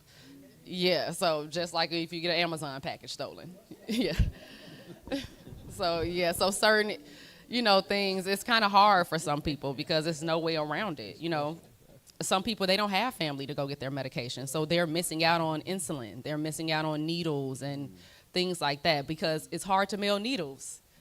It gets tricky with stuff like that. And most times people don't even know it's needles in the bag. They're just taking your stuff. It doesn't say needles on the outside. So, yeah. So, on that point, people who don't have family to pick up their medicine and stuff like that, I mean, could you direct them to like a agency Yeah. or something like that who will deliver their medicine and stuff like that? Yeah, it's AAA. It's the Area on Aging Agency. Okay. And I don't know, it gets tricky though sometimes because there is no way to help some people. It's just no way. So you have to try to find some type of specialized program that can take them what they need because some people are blind. They're bedridden. And so that's when, one thing I forgot to mention, in-home support. Your insurance can help you with in-home support. So there's two kinds for that. So in-home support is a homemaker. So that person can like bathe or help you get dressed, cook and clean for you. And then the other part is home health. So that's medical based. So that's a nurse coming in to check your vitals or dispense your medications. And some people have like the pill dispenser thing. So they'll put all the medications. So Monday through Friday or Sunday through Sunday, it'll already be laid out for you. And they come maybe once or twice a week, depending on your condition, because some people need their blood pressure checked every day. So some people do get a nurse that come out every day. But so if it's that type of situation, more than likely they have a homemaker, and that homemaker can go get the medications. Now, if you're not eligible for the homemaker, that's where it gets a little tricky, but it's just gonna be a long phone call to find out what we can do, honestly. Mm-hmm. I think that's something in our society where we have to be more volunteer, you know, to do stuff like that, to find an agency or a resource, even, you know, church people, you know, to actually take time, like 4 or 5 hours time out your day and actually pick up people's medicine and take it to them. Yeah, and a lot of people do actually tell me that their church family helps them out a lot. So that's really good to hear. And that's all races, all type of people. So that's just church in general. People are helping each other out. So that's always good. Any other questions at all? Okay. Well, if you find this interesting, definitely call your insurance. And especially for the Humana people, you should definitely call them because the year is not out yet. So there's a lot of different things that you can still get, you know, incentive-wise. And there's a lot of help. Outside of the incentives, I just like to share the incentives. Most importantly, there are a lot of things you just need in general, you know, that you need to do to make sure you're taking care of yourself and you need to know what you're covered for. You never know what type of emergency you can have, and then now you're not covered for that. So you just have to understand your benefit plan in general to find out what you have.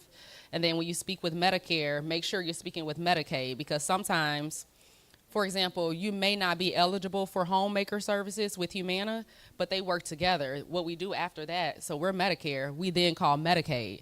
And then now they're eligible for that, and they had no idea. So now we found them someone who can take them places. So it's whatever Medicare may not have, Medicaid may have it, and, you know, vice versa. Medicaid and Medicare, don't you have to be retired to have that, right? Mm-mm. You don't? No, it's more. It is age based too, but it's disability based too. It depends on what you have going on. Okay. That makes you dual eligible or eligible for either one. Oh no, they were self-inflicted. So, no, that ain't got nothing to do with it. Yeah, that's Anything all I want else? to know. Tonight. All right. Thank you. That's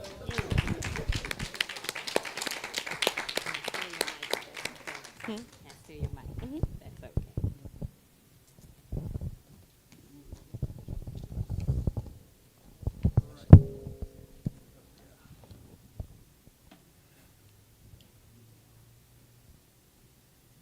I'm just gonna move out the way. Right here? That's perfect. Is that better?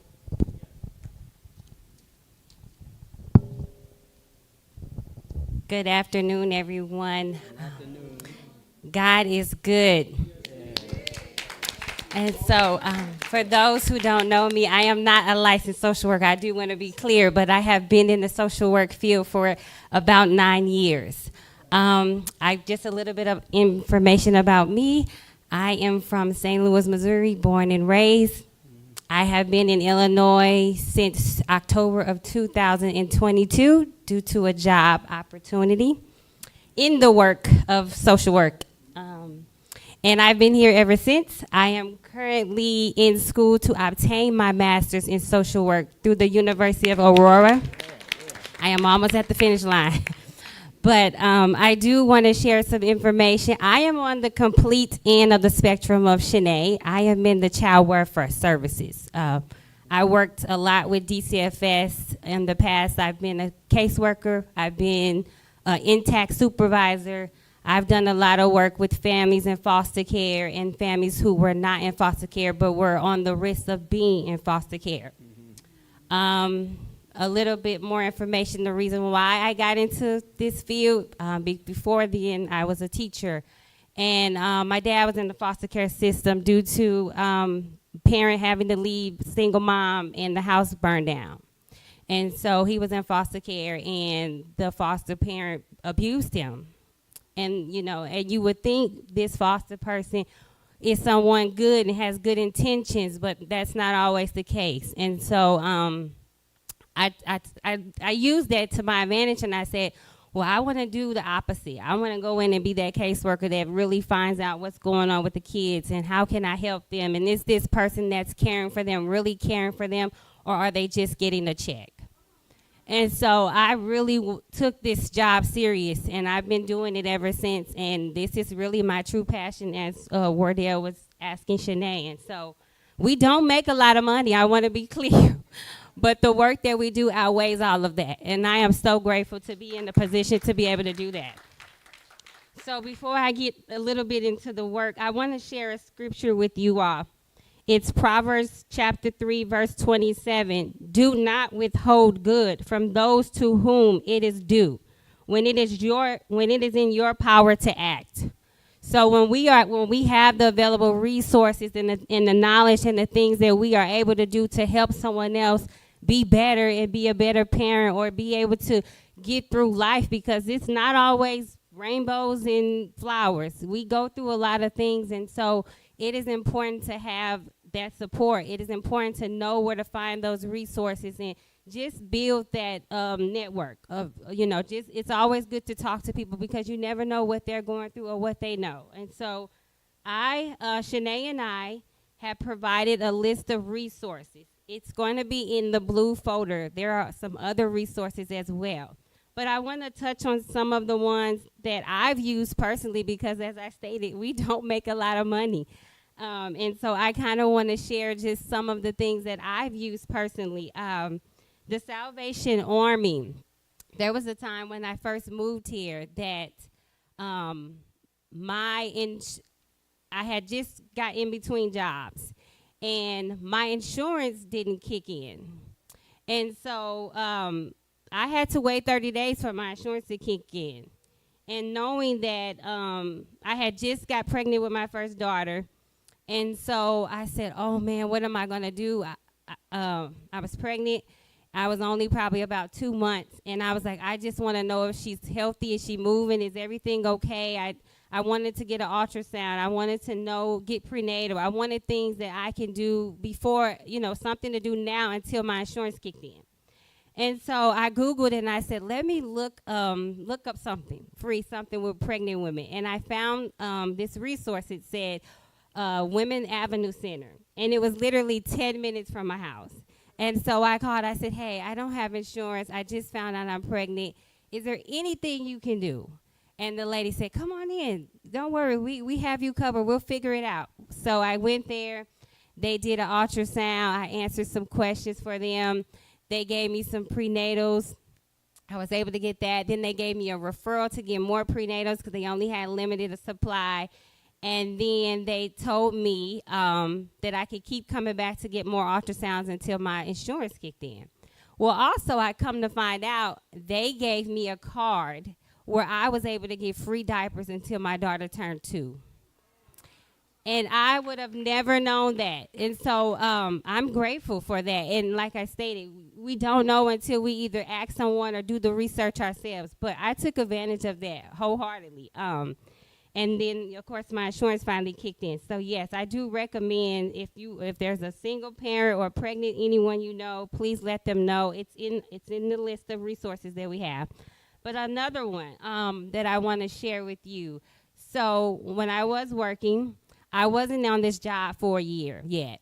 And I had just had my daughter, and so I had to go on maternity leave. Well, I'm like, how am I gonna? Where is my income coming? And so I had to get on short-term disability. And that check was literally $1,200 something. It wasn't even enough to pay all my bills. Maybe enough just for rent, but that was it. And I was like, how am I going to pay my bills? So I called Salvation Army and I said, hey, this is my situation. I was honest. I was truthful. And the lady said, come on in. I need you to bring your Social Security of you and your daughter. I need your lease agreement. I need a bank statement or check stub, things like that.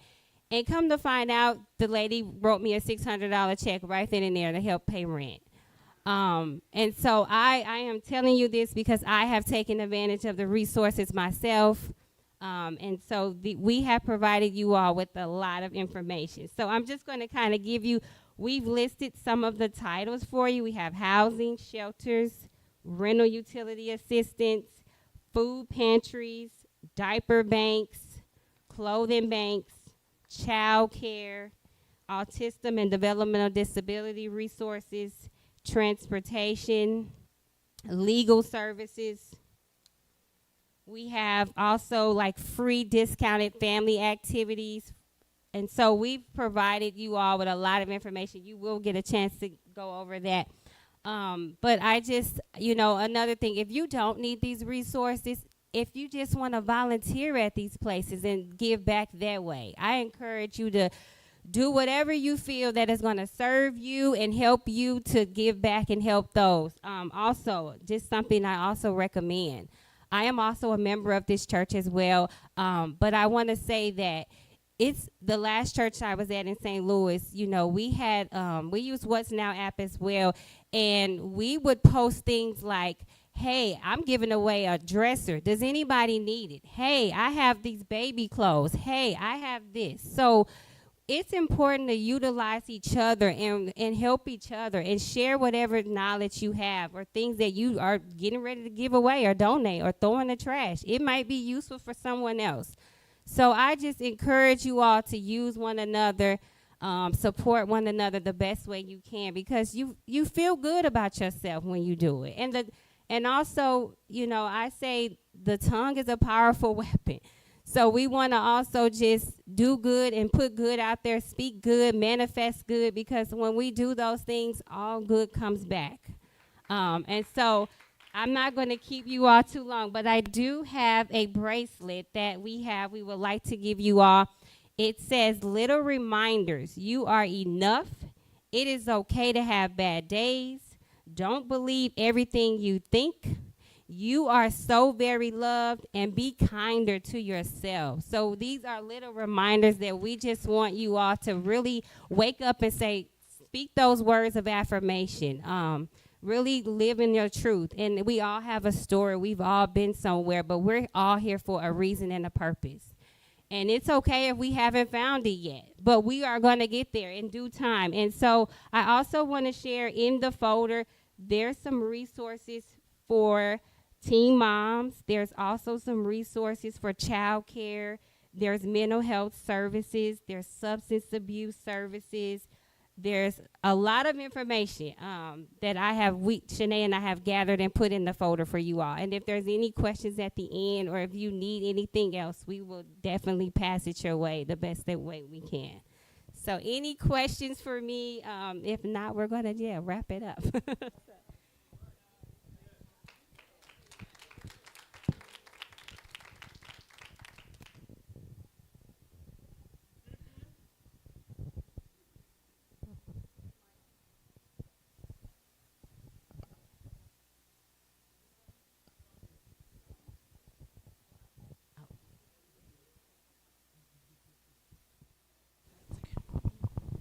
Okay.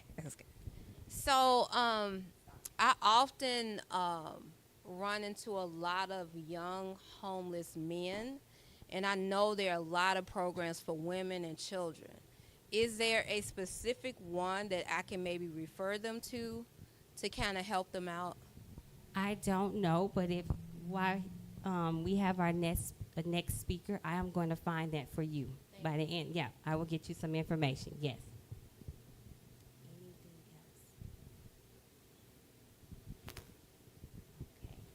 we appreciate you all for your time. Thank you.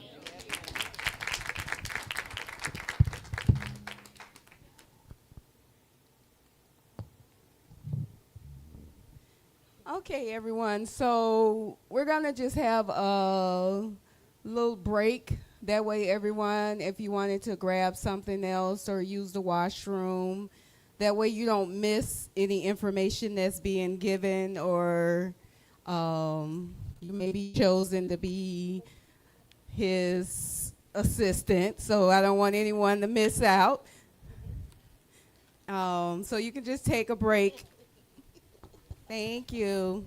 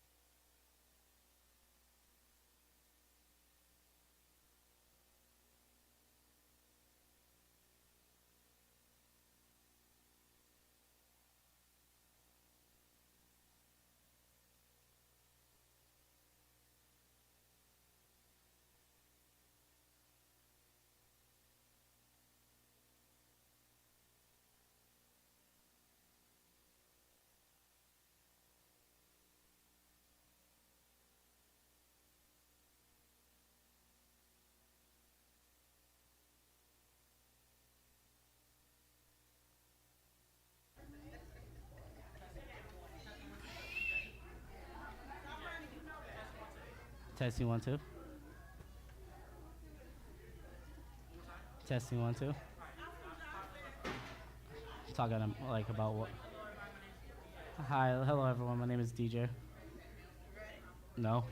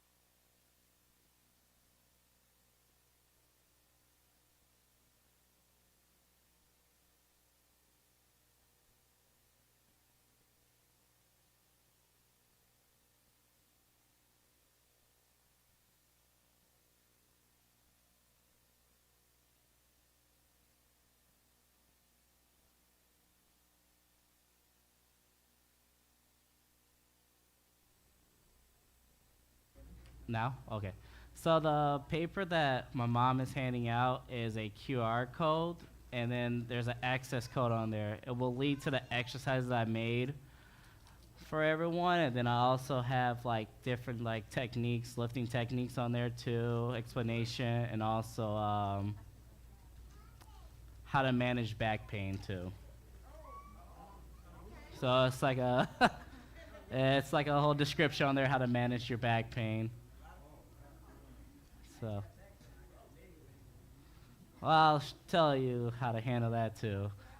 Some exercises, I'll tell you what it is, describe it for you, and all.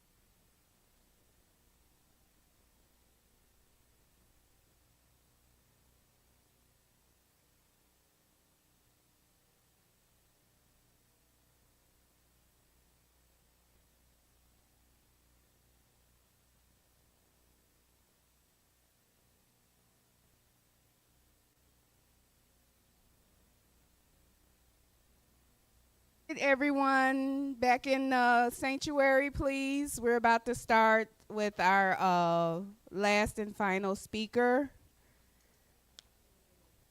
So we have DJ. He is a PSA. No, I'm sorry, a PTA. Yes, a public service announcement. I know. So I'll bring him to the front, and he'll explain to you all what he does and what he's going to show you all today. And thanks again for everyone coming. Hope you are enjoying yourself and taking in all the information. He gave me this. So,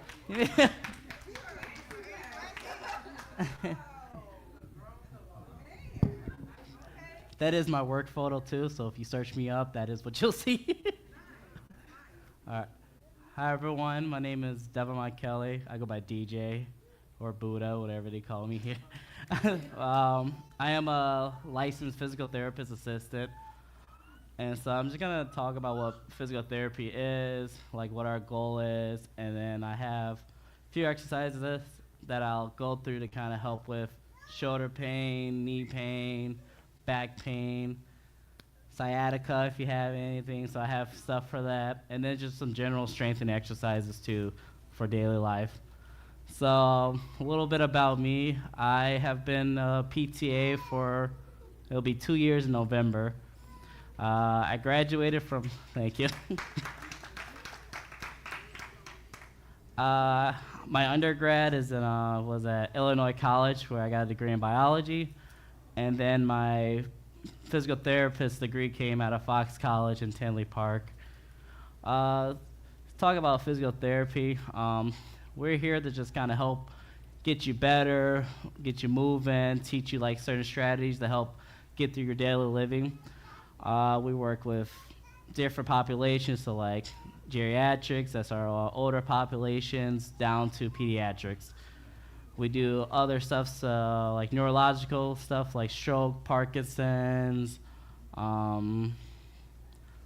spinal cord injuries.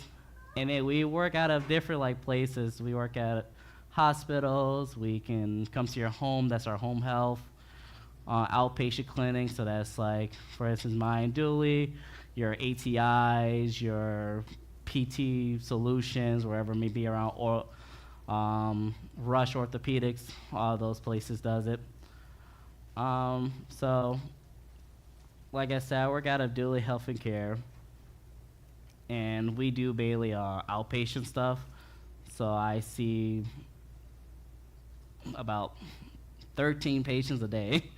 So I get a nice little earful. But like common diagnosis I see is back pain, sciatica. We get a lot of surgery, so post-op, so I see shoulder replacements, rotator cuffs. I've had a share of labral tears. Going down in the hips, we have total hip replacements, general hip impingements, maybe a little labral tear down there. Going down to the knee, we have knee replacements, meniscus repairs, just general knee pain, knee arthritis. Down to ankle, there's different variations too. So you have ankle surgeries, ankle repairs, sprains, all the above. Don't be if you guys want to stop me, you can too, to ask little questions. But like each body part we kind of focus on to see like how can we help you. So going based off surgeries now, we follow a strict protocol based on the surgery. So let's say you get a rotator cuff. You're probably coming to us for about 3 to 4 months, twice a week. So there's the first 6 weeks is your initial phase, so you're stuck in a sling for 6 weeks. The worst part, that's what every patient hates. After 6 weeks, we start now being able to assist you in movement. So that's usually give you a dowel, will kind of help you do your self-guide, move it up and down, and then come around your 8 weeks mark is where we start strengthening. So we're working very closely with the doctor, so you'll be having all your doctor follow-ups. The doctor would then tell us, okay, this patient can now move forth. And so for them, yes? Considering that a lot of people, let me follow my own rule, I said it, Yellow. A lot of people deal with back injuries or back problem, not Mhm. necessarily an injury. But what is the typical cause for back pain, especially those that's 40 and older that deal with, the older you get, that seems to be the most typical injury or problem that you have is with your back. What is some of the major causes for back injuries? Number one is poor body mechanics. Everybody try to use more of their back rather than using their legs. And believe it or not, mine is weak too, but core strength is big too, because if you don't have a strong core, your core is just going on for the ride and you're using more of your back now. So how we kind of approach that in physical therapy is we got to see like why, like what happened to cause that back pain. Let's say it's, like I said, lifting, you might have tweaked it a little bit. So okay, so now we got to see if the back pain's coming from a nerve impingement, then there's be like a different approach. Technique I use, because I learned from other PTs, we call it like the McKinsey technique. So I can kind of get those printouts too. It kind of shows us like what directional preference your back prefers. Let's say that you prefer kind of bending over a lot, 'cause it stretches you out and stuff. So we'll kind of give you exercises based on that. So it'll be like flexion based. Have you bend down, be on the table, do some marches, hip strengthening, again some core strengthening because your core is very important. But then let's say like you prefer standing, we'll give you back extension. So this comes in play with like other injuries such as disc, herniated discs and stuff too. And I'll talk more about that. So our goal with that is to kind of push the disc back in. So we do a lot of extension-based stuff. So standing exercises works out with that. Again, core, common denominator, guys, core strength, core strength. So does that mean I have to have a six-pack? You don't have to have a six-pack, so I ain't got a six-pack myself, so. So when you say core, that's very important for your back. Yes. I know you said I believe you said you would talk more on that. But how important is your core to get rid of or to avoid back problems? Avoid back. So everything got to work together. So a weak core, I can kind of go bend stuff up, and it feels like you can lift it up, right? But look, I'm just going up. My core is not doing nothing right now. But then, so now I'm putting a lot of stress on my back because you're losing a lot of stability around the whole trunk area. So weak cores, you're losing your whole front support now. So that's when you start seeing people kind of go like this, and then you start seeing that big arch right there. Because now they're kind of kicking in the back more, using the back. I'm not using my legs or anything. So core is like your stability-wise type of deal. Can't get the word out. Core is basically kind of help with stability. Let's get a mic over.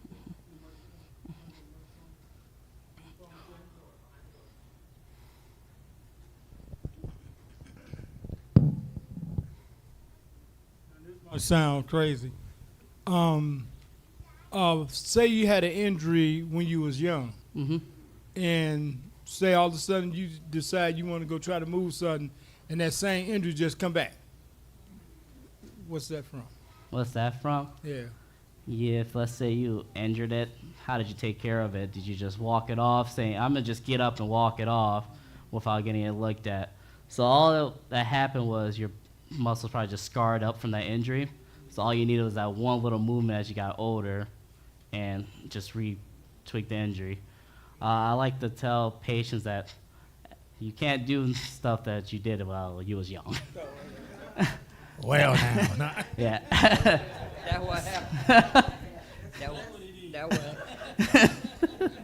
Yeah, I did that similar to that. I hurt my leg probably about maybe going on 3 weeks now, but I just tried to soldier on with it.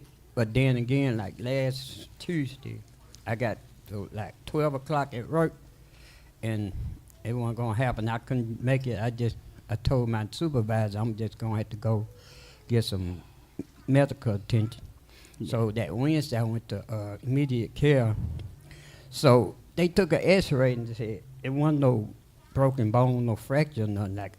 What she said it probably was just like a lot of bruising on the inside, maybe blood clotting. She told me to do ice pack or something like that. But then it's good for me to now to just like use what they call the ACE band. Cause now, you know, I'll go back to work Monday and I'll see, like they said, what I can do without be doing light work. Yeah. Other than my, you know, what I was doing, because I do a lot of walking and lifting and also pushing. Yeah. So, you know, it's that, and I noticed, you know, I hit it right here basically on the shin, but now it's mostly right here in the knee. That's what the pain, then sometimes it can be in the ankle. So could that be what, you know, it's just more, you know, age related too? The older I get, you know, it just affects the joints. Yeah, so as you get older, it does like affects the joint because you start losing like the cartilage and stuff between the knee. For you banged your knee, so you probably got what they call like a bone bruise. Yeah. Anything that happens to the bone, it kind of takes a little longer to heal. Right. And so you'll be in a lot more pain too with the bone bruising or anything. But we usually say that can probably take about 3 to 4 months also to kind of heal up. Right. But why it went up to your knee is you pointed at your shin. Yeah. So structural wise, that is where you have like you have your quads. You have a tendon that kind of goes across your patella. Right. So literally just banging that can inflame it. So bending your knee, it just all that inflammation is just shearing on that tendon, just making it like aggravated more and more. Right, because I know I bought a can of that Biofreeze, Mhm.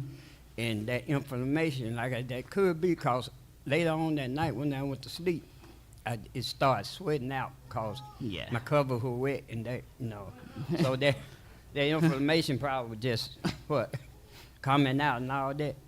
But like I said, would that if I buy Ace, like an Ace band, would that help?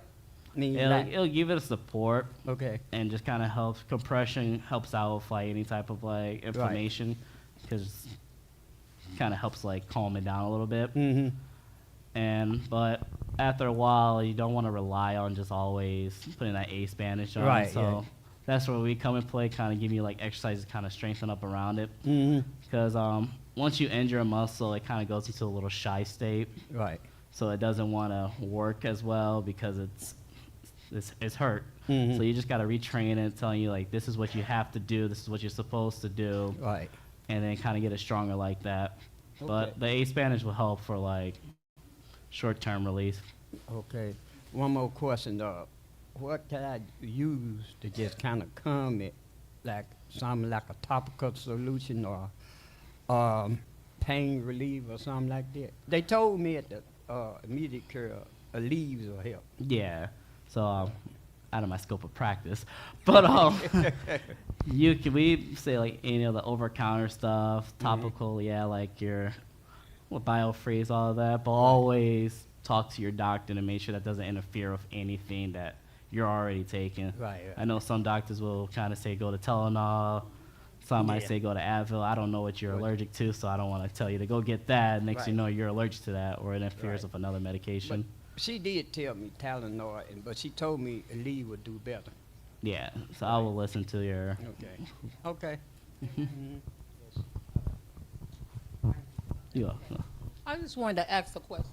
Is it true, I don't know if it's true, but when you have arthritis, I mean, and your knee is like in crucial pain, can arthritis cause a lot of this knee pain? Yes, it can. And arthritis is kind of like, sorry to say, it's like age related. So Age related? Yeah, with PT, we kind of just give you exercises to kind of help cope with that. Obviously, once everything starts wearing down and all that, if it gets to a point where you can't really do too much, we'll probably push you to get surgery. All right, thank you. My question is, sometimes by me having a desk job, like sitting there, my back it goes in waves. It can be like for 2 or 3 months, and then I'll be fine. Is there something different or something I should do in between, or what would you suggest? Oh yeah, I got exercises for that too. Oh, okay. With that, we kind of do also recommend like a lumbar support too behind your back that kind of help put you a little bit more lordosis, kind of help support it. Obviously, how's your posture too while sitting at the desk job? Are you kind of rounding shoulder like that? Or are you kind of sitting up straight in the chair? It kind of depends on how you're sitting there. Again, core strength too. Okay. Yeah. Thank you.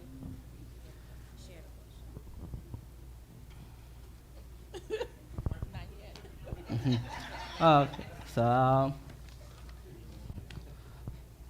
what else? I'm sorry, I got a question. Uh-huh. You just said arthritis is age related, right? Mhm. So I got a question. Okay, so I'm young, right? But in the wintertime, my back, when it get cold outside, my back and knees, they just hurt so bad. Yeah. What is that?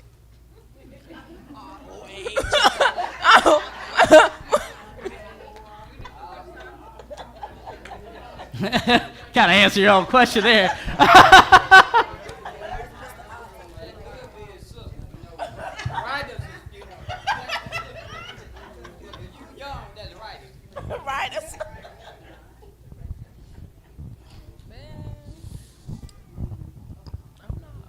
Because there's like different types of arthritis too. So there's OA, rheumatoid arthritis. That one kind of happens a little bit. There's juvenile rheumatoid arthritis. So that's what happens at a younger age. You have that throughout your whole life, pretty much. So that's why it's like varies too.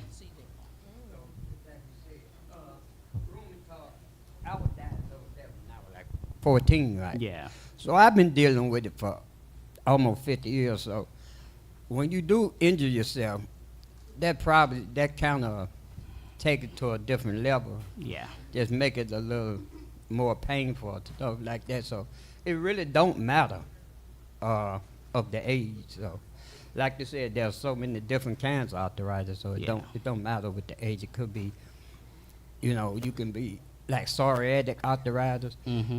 And I did some research on that. That's basically with the skin. You itch on the outside and your joints ache on the inside. So Yeah. that's kind of like go with all Now, that. is it like arthritis or is it like psoriasis? Well, psoriasis and psoriatic arthritis, That's that goes different. together. Yeah. If it's like just psoriasis, But it's see- just inflammation right there. Right, yes. Inflammation goes with arthritis too. Yeah, arthritis is inflammation Right, joints. okay.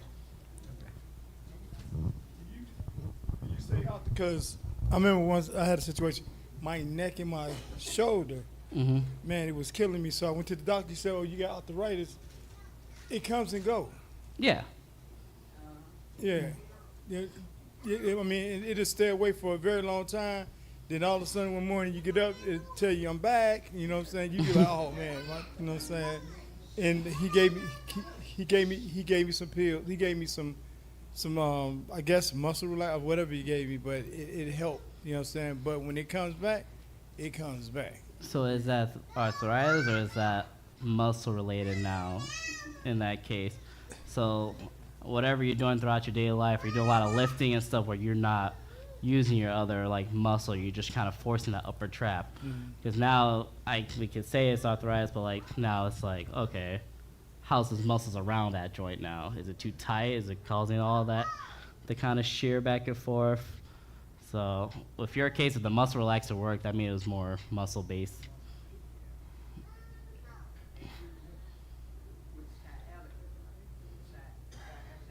Travel right. Hmm? Sciatica, like the sciatica nerve. Yeah. That travels right. Yes. Because it can be in your hip one day, and it can be in your ankle, your upper leg, the lower leg. So that all travels. And basically, it goes hand in hand with arthritis. No, because you can have spinal stenosis too, and that can be causing that sciatic nerve to be trapped right there. So it's just or it can be a tight muscle causing that nerve to just be rubbed on too. Okay.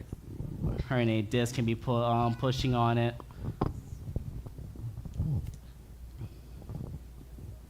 So, if you have like like I fell off my bike a Mhm. couple years ago, and I hit my ankle with the pedal. Yeah. I had it X-rayed. It wasn't broken, but a doctor told me that I could have, I think, torn a ligament, but I waited too long. What does that mean?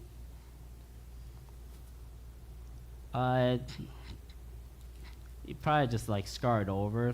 So like any type of thing, he wouldn't go in there for surgery first. So some doctors just said just let it heal on its own. Yeah, because it was like later after. I mean, it's still like this is years later. And Yeah. It still hurts.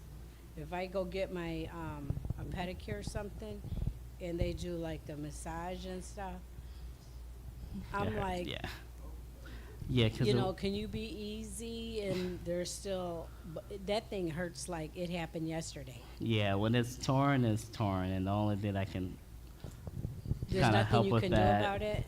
will be like surgery based. What we do as physical therapy, we kind of focus on building that support around your ankle. So we'll do like a lot of balance intervention, strengthening of all the other muscles that you have around your ankle, just to kind of help take a little bit of pressure off of that injured spot. Okay. Then we'll kind of say probably lots of like elevation, icing will be your best friend too, to kind of help calm it down a little bit. Okay. Thank you. Tell your person who does a pedicure not to scrub too hard right there in that spot. So, I have a question. Okay. Thank you. When you have a sciatica, what's best, heat or ice? or both? And when do you apply? When you apply? That's a great question because it depends. Is it very inflamed? Does it cause me a lot of pain? That's when we say put the ice on there. If it's like a muscle tightness that's blocking where that nerve is, I'll put the heat on there. Time-wise, it doesn't really matter. We kind of say keep it on for at least 10 minutes because after 10 minutes, you lose the whole scientific benefits of it. So just 10 minutes at a time? 10 minutes at a time, Is yeah. that 10 minutes for the day or just No, 10 minutes at a time? 10 minutes at a time. Okay. So 10 minutes on, 10 minutes off? Or? Yeah. Okay. That- And yeah. my final question is, that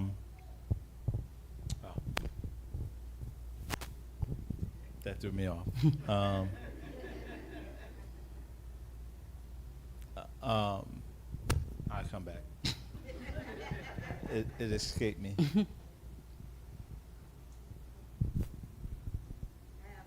Questions. Okay. Okay, I had a Thursday when I stepped off the bus. I don't know what I did, but my whole hip right here went out. For 2 days I was walking like this. So it's better now because I took a leave. Yeah. But is there exercise I can do for my entire back to strengthen it? Yeah. 2, you know I have a metal in both my knees. I know it's kind of late to try to find an exercise to help me bend it, my knees. And the third question is, I had surgery last year on my foot, my right foot, and it's still not straightened, but they told me I need to lift my feet up to walk, because Yeah. sometimes I drag. So is there a solution, exercise I can do? Yeah, I can kind of get back to you on those exercises too, to print off like specific ones or like ones we would use. Back wise, we gotta do like a whole assessment on your back to see like what might be the reason why, what might need to be strengthened or anything. Because like I said earlier, we do a technique called McKinsey base. It's just figuring out what your back prefer. Because not everybody's back's gonna prefer me to kind of bend them over 30 times. You might be one where it's like, oh, I might have to bend you back a little bit. That might give you relief. Maybe I gotta kind of take you to the side a little bit, get relief. So we have to do like a whole assessment.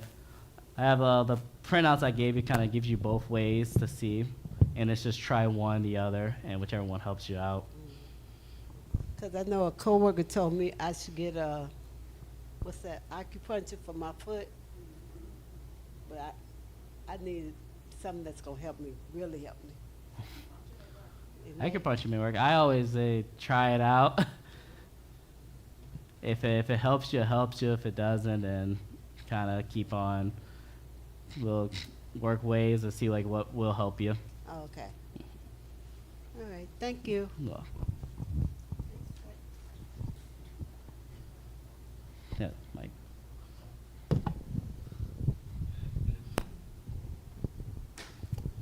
They say that the aquatherapy, like in the, if you had a stroke and you do that aquatherapy, that it really works. All the aquatherapy. Yeah, but it's really hard to get into it. Yeah, I because would like to- not a lot of places have the pool that you would need to work out in. But I do love telling my patients to kind of, if you can get to a pool, get to a pool. Because you can do all your exercises within a pool, and let's say you was to fall, you have now water to kind of help guide your back. Water has its own resistance for you too, so you don't have to put on any type of weights or anything. You just move faster in the water, and that gives you enough resistance. But stroke-wise, it does kind of help out because Yeah, everybody I talked to that had a stroke and they did it, they say it works. Yes, actually it works but really it's well. really, really hard to get into it. yeah, because I really wish we had it, but we don't have aquatherapy at my facility. Okay. The only place I've seen it was Loyola, but I don't think they had a therapist that does it. So like, you have to have a therapist that specializes in it, and also the place that has the equipment for it. So the YMCA that I was trying to get in, I heard that they had it, but it was hard for me to get in. Yeah, they probably probably had a lot of people trying to get in there. I wouldn't know how their system works, so or why they was saying it was a hard way to get in.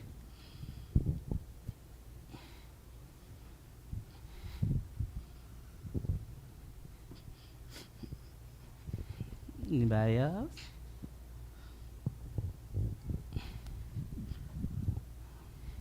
What is a common complaint we all have today that I can show you some exercises for? Back pain?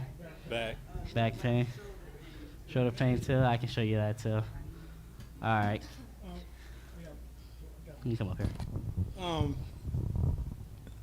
I be seeing like exercises you can do in the morning, or just during the day that actually helps your back, help your leg and stuff like that. Mhm. Do you have exercises like that? I do. Okay. I have a whole packet. All right, I know where you stay. Okay. Yeah. Like I said, the exercise, like looking at like research or anything, like it can help for one person, but it may not help from you. So you have to kind of figure out like what works best for you. So that's why I gave a long description, because I don't know, like I said, one way may work for you, one person, other way may not work. So yeah. So the common one is back pain. So how we kind of go about it first, we will do like a whole assessment to kind of see like what's limited. So Kenzie, can I have you touch your toes? All right. Can you have your hands on your hip? Bend back. All right. Hands at the side. Lean down to your right. And lean down to your left. Any pain with any of those? No pain. So she's not going to be a good demonstration for me. But let's say she was to come down like and say, this hurts, right? But then she comes up and say, this is fine. So this feels great to her. That is now the direction I'm going to approach her in. So a good one, I wish I raised it up higher a little bit, sorry. A good one for, let's say your back is kind of hurting and it feels good for extension. Have your hands on the table. You just kind of bend back. Feel like a little stretch, and come back forward. So I'll kind of have my patients do about 20 of those. You don't have to do 20. Give me 5. Give me 5 more.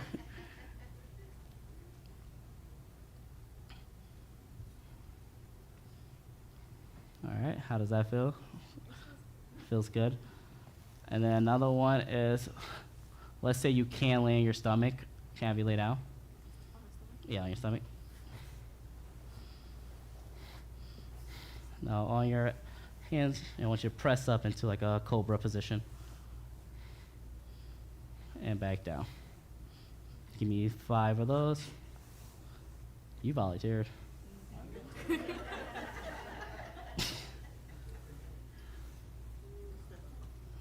What's this one called? Yep, for if you prefer the extension preference and back. All right. Yay, relax. And then some other stuff we'll do is obviously extension, you can lay flat on your stomach. That kind of helps out. Even just laying here, some patients find relief. And there, if they don't find relief, we kind of say put a pillow underneath it, put you in a little bit of extension now also, and they'll kind of find relief. Go ahead and stand up for me. Then I have like various TheraBands and stuff for some people, so if you do want one, I can always steal some for my job.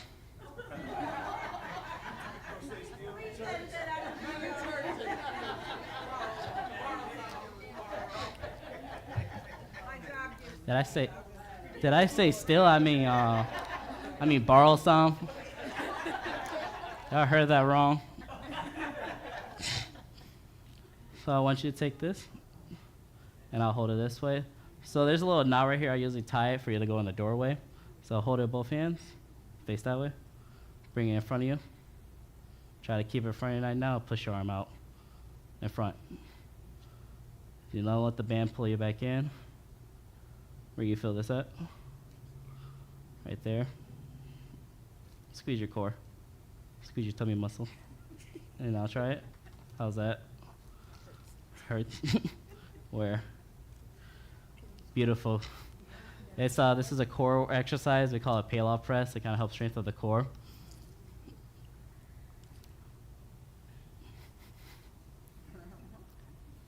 And then let's say now, that is what I'll kind of do for extension-based stuff.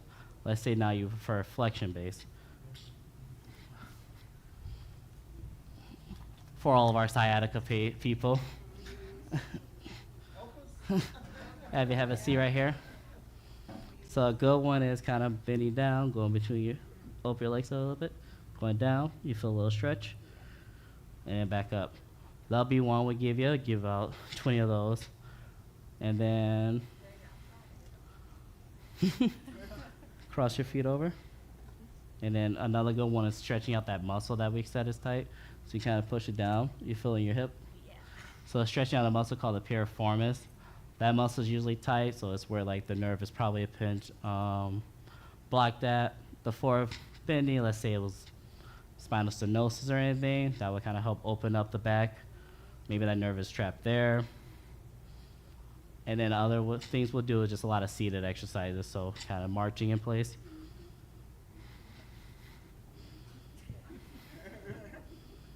Kind of tap outward. So these are kind of strengthening up those leg muscles, kind of help building that stability around the hips for you.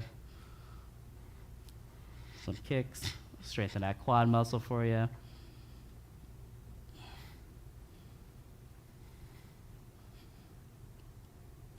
And let's say like we go maybe 5 or 6 sessions, you're like, this didn't help, then we gotta take you in the other direction now. So now we gotta take you through like the extension stuff. So maybe that might be like what may be beneficial for you. But if it's like it hurts but feel good type of thing, keep doing it.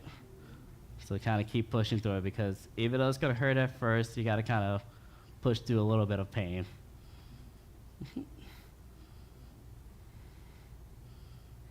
Anybody have any other ones they want to talk about?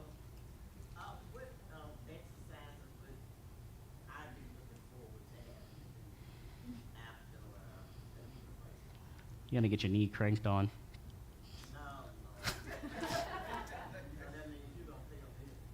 No.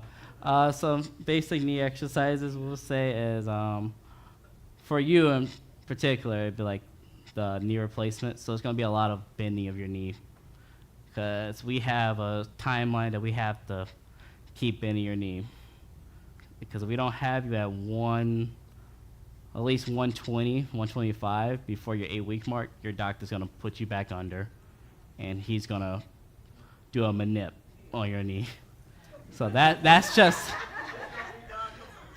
all right. So that's the scary part. You have to kind of push through that. But yeah, you'll be doing a lot of knee bending, some kind of quad strengthening, some squats.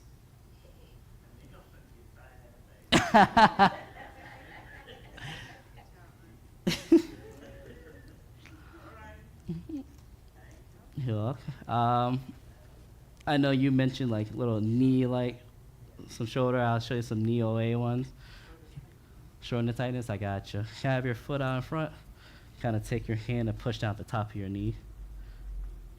So this kind of helps stretches out the capsule in the back. So we kind of give this to all of our knee patients too. There's stuff called like a quad set. Have a towel underneath your knee, just kind of push your knee down. So all we're doing just kind of help stretching out that capsule space a little bit. I have on the packet, kind of push down, hold for 5 seconds. Our favorite number in therapy is 20. So you're gonna do it for about 20 times, holding for 5 seconds each time. 20 times, we kind of say do it at least once or twice a day. And that would kind of help give you a little bit of relief there. Obviously, we kind of look above and below the knees, so we give you exercises that kind of help strengthen up the hips, strengthen up the calves, all that.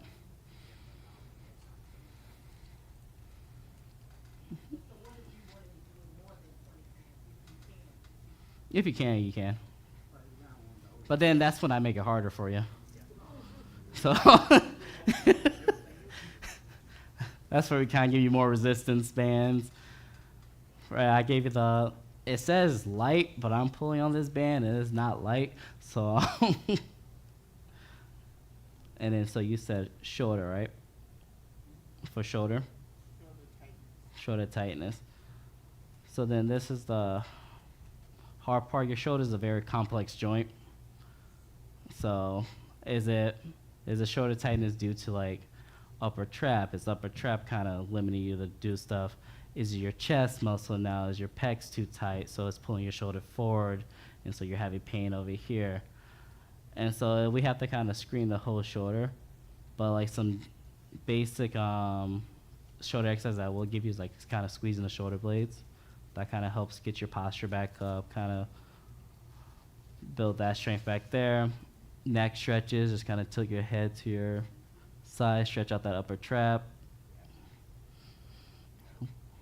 Look down, smell your armpit. There's a muscle in the back that's called levator scap. That helps kind of stretches out that muscle for you. Kind of tilt down, smell your armpit. Yep. And so you'll feel like a nice little stretch in the back of your neck. Yep. Yep. That's my cue for my patients. I'm like, go ahead and smell your armpit.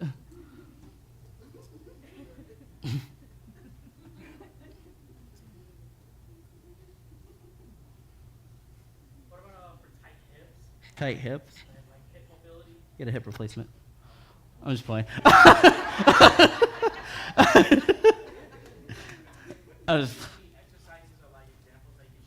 I can show you. So like the figure 4 one, Kinsey, again, the one where you cross your leg.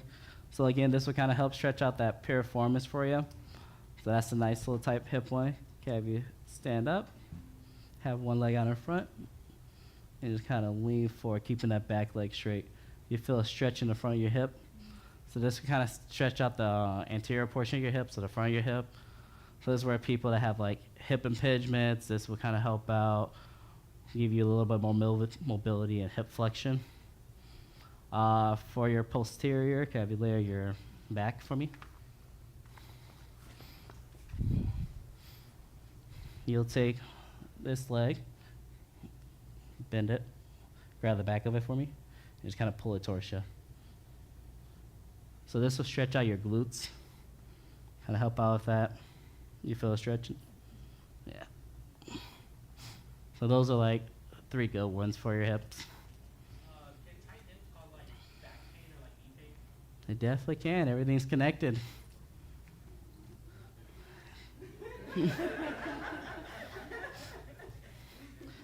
Your glutes could be tight, so what's happening is it's pulling on your back, in the back, so causing you to be a little more crunched up. So now that's very painful, especially if you go to try to stand up straight. You can't, so all you're doing is just tugging on a tight muscle right now, so you're just irritating it some more. So hips do play a role. Balance, that's my favorite category right there. So for balance-wise, we'll kind of take you through different progressions. So kind of have you stand up. Obviously, Kinsey's like a poor demonstration because she's probably good. So the initial one we'll start with is just feet together. Because the less support you have, the more like it requires your muscle to work in balance. So we kind of do like this technique. So let's say this is too easy. Now we move it to an uncompliant surfaces. So we might put like an AirX underneath you, have you balance on something that's like unsteady. So that's kind of getting your muscles to work more. I'm part of the foot and ankle group at my job, so I love working with patients without their shoes on because it forces all your muscles in your foot to work. Your shoes give you support. So I love kind of having to take their shoes off and kind of focus on kind of having that 3-point of contact stuff too.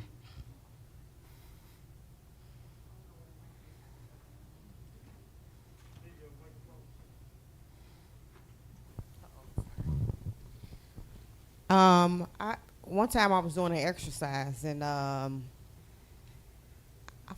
forgot what it's called. It's like you jump up and jump back down or something, and I heard a pop in my back, and it hurt it like so bad that I screamed so loud, and then I started cracking up laughing. It was like a quick pain, sharp pain, And I think part of the problem was stretching. How much do you like with your therapy? How important is stretching, and what would you recommend? How much should we stretch, especially the older crew? Stretching is very important. I will at least say like once or twice a day, kind of stretch out. And then let's say you're kind of at least once or twice a day. Yeah, it doesn't mean you can't stretch out more and more throughout the day, but we at least, like, when we give out home exercise, we're like, can you do this like at least once or twice a day? Certain exercises we do say kind of do it like every 2 or 3 hours to kind of help out, but that depends on the therapist too. But stretching is really, really important. I always tell my patients, like, if you can't get through any of your exercises, at least do those stretches. I was told I really have a problem with my balance. Mm-hmm. So I cannot for the life of me do the heel toe. I can't do that. And the other one is like they say, stand on one leg Yeah. for 10 minutes, or then stand on the other leg for 10 minutes. But I'm still having problem with my balance. But I can't do that heel toe thing. Like kind of like this? Now you put your Or put your feet in one feet in front of the other. Heel oh, toe. like this for Yeah. the 10. I Okay. can't do that. Yeah. So that's just one way to we'll kind of work towards progressions of that. So let's say you struggle with this one. Yeah. I And will then say, put the other feet in front of that. yeah, I will say kind of move it out to the side a little bit, still like a stagger stance, and kind of work towards that balance now. So kind of challenge yourself in that position. Let's say now, okay, this is getting easier. I can hold this for a full minute. Then you start kind of creeping back into that tandem stance. That's what we call it. And you just kind of hold that. I say try 20 seconds. Always have some type of support in front of you. 20 seconds at first. Bring it up to 30 seconds. Hold it for a full minute. Then you're good. Singing like balance for a full 10 minutes is crazy. Yeah. The most we kind of have you hold it for is 10 seconds, because with normal gait pattern, you're at least on your single leg stance for about 5 seconds at most in your normal kind of gait pattern. To do it like when you washing dishes or washing up. Yeah, because you have a little counter support right there, so you do have something in front of you to kind of help But out. I never, like my balance is never there. You gotta keep working at it. It's not gonna pop up one day, and it may take 5 weeks, may take a month, may take 2 months, but you just gotta keep working towards it. I was in therapy and we was doing it for like 3 months. and 3 months, still- yeah. It's still not. Did you keep there. up afterwards? I can't promise you. Yeah, we can only do so much. We see you twice a week for a full hour, then you still have how many hours within the week to be on your own, so do your homework.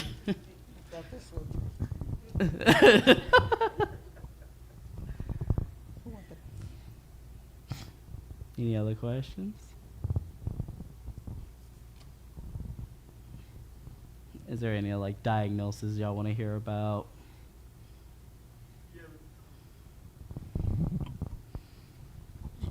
Have you ever seen an injured athlete? Yeah, they're very hard to work with. Can you describe an injury? Describe an injury. Most of our athletes have an ACL tear. So again, we follow a strict protocol from our doctors. So it's like we kind of, for the first 6 weeks, we call your initial healing phase. So that's where we just kind of move your knee, kind of do those basic like getting your muscle to activate a little bit, because some ACL repairs athletes come back with a lack of quad strength. So we got to kind of retrain that muscle to fire. We might hook it up to E-stim, which is electrical stimulation, to kind of help promote that quad to fire. After that, once they start doing more exercises that quad is fired, they can do a straight leg raise without a knee lag. That's kind of keeping their knee straight. Once they can do that for about 10 reps, then we move into the next phase, which is going to be like more weight bearing, That'd be like your mini squats, partial lunges, just like little stuff. And then we start ramping them up to like more proprioception stuff, having them, can they kind of turn and plant, change the direction, all that. Return to sports wise, they're pretty much long gone from us. So that's them now working with their sports, so like their athletic trainer, their facility, wherever they're playing sports at. Well, you mentioned core, strengthening your core. I don't know if you demonstrated some exercises that you can do to strengthen your core. If not, what are some of those exercises? What are some of the exercises? So the one with the pressing out, that'll be a good core one. Literally just sitting down, sitting up straight, and just kind of brace your core. It kind of helps strengthen it because you're just kind of retraining it. So a cue I like to give all my patients is pretend like you're trying to put on your favorite jeans you got to suck in the gut. So that you're now bracing that transverse abdominis right now. So we kind of say, bring it in, hold it for about 5 seconds for about 10 reps. Kind of strengthen that up. The peel-off press, we give a little bit of like a ball push downs, kind of help strengthen it. But even if you just normal exercise like squats, keep the core tight. Do that. Any type of like benching, just brace the core. All you gotta do is just kind of like keep that core braced as you're just working it out. Obviously, you have your crunches, your little bicycle type of core workouts for it. Now, for those who are not able to go to the gym or have the mobility that they would like, what are some, especially someone who's dealing with almost severe pain? What exercises can they do then for those that, again, who can't go to the gym or have access to weights to be able to go out, but something they can do at home that's very effective? For like severe pain, I like to start with a little bit of like isometric exercises. So that's just basically getting the muscle to fire first. So Kinsey, can I have you on your back? So let's say they're having like back pain. The first thing I say is just squeeze your butt. That's it. Just squeeze your butt, kind of hold it for 5 seconds, then relax. So you're still getting that muscle to fire. It's still promoting a little bit of strengthening, but not as much as you would give like if you kind of taking that muscle through the full action. Another one, bend your knees, lay your back. So I will kind of say, if you have like a Pilates ring, you can put it around. If you don't, take a belt, wrap the belt around. It's just something to kind of push your knees out. So just kind of keep your knee right here in this position. This is now working your hips, abductors. You feel on your side. So again, it's just isometric, so it's not fully taking you through that full range of motion that you would usually go through. Another one I will say, kind of squeeze your legs in. That is now working your hip abductors. So for that one, I would say put like a ball, if you have a ball. If you can't put a ball, fold up a pillow and just put the pillow between your legs. Because I'm not looking for it to kind of break the pillow, just kind of get the muscle to fire. Hip flexion, if you can, raise your hip up and push back into it. Like right here, push into your hand. But don't, yep. And this one you kind of feel in the front of the hip. You know? So this is kind of firing that front portion of your hip now. So that would be like what I'll take some of like my lower extremity patients through if they're having like any type of pain. Sit on up. Now let's say it's like shoulder pain. So you can do like basic isometrics or stuff, so just kind of put your hand right here and just try to raise it up. But don't let yourself raise it up. So this one kind of work in the front of your shoulder. Have it met. Hand right here, push back, trying to rotate into it. Move your whole elbow. But don't, keep it tucked. This is now working one of your rotator cuff muscles.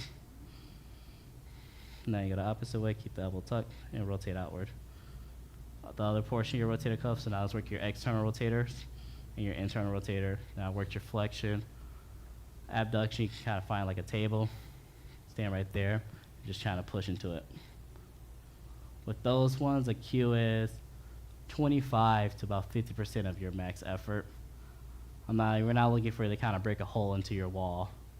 It's just to kind of get the muscle firing and kind of just see if we can get it a fire, calm down any type of like pain or anything that can have, and send like different type of like signals to it. So like that'd be like base one. Stretching would be good too. Find like a good stretch. So lay back down. So how I showed you the knee, the chest one, that'll stretch out your glutes. If you have a yoga strap or a belt, you kind of keep your legs straight and kind of bend it a little bit. That would kind of stretch out your hamstrings, quads if you lay on your stomach, if you can. If you can't lay on your stomach, this won't be a good one for you. Then you kind of take the strap again and kind of bend back, and it'll stretch out your front of your leg. Feel a stretch? So that will kind of stretch out one. I wish I had a belt. I could demonstrate the belt with you. But other than that, it'll be like kind of just focus around just stretches and just little gentle isometric exercises to kind of help out with severe pain. Our goal with severe pain is seeing if we can like bring it down a little bit, get it to a tolerable type of pain before we start pushing you with the strengthening and all that for next. Can you kind of explain to me the ACL? ACL? Yeah. Where is that located? ACL. It's the anterior cruciate ligament, and it's kind of located like more in the front of your knee. Right. Kind of happens with athletes who have to kind of like change directions real quick, like plant and Like drive twist and twist. Yeah. Okay. So that one they kind of like tear it. Tear it, yeah. Very common one to tear. Right. Really common in. I did like a lot of research. It's really common in female soccer players because they try to overload their quads and not strengthen up the hamstring. So now their quad just kind of is just yanking on their tendon. So it looks painful. I just seen some ACL tears, and I just said, man, that looks very painful.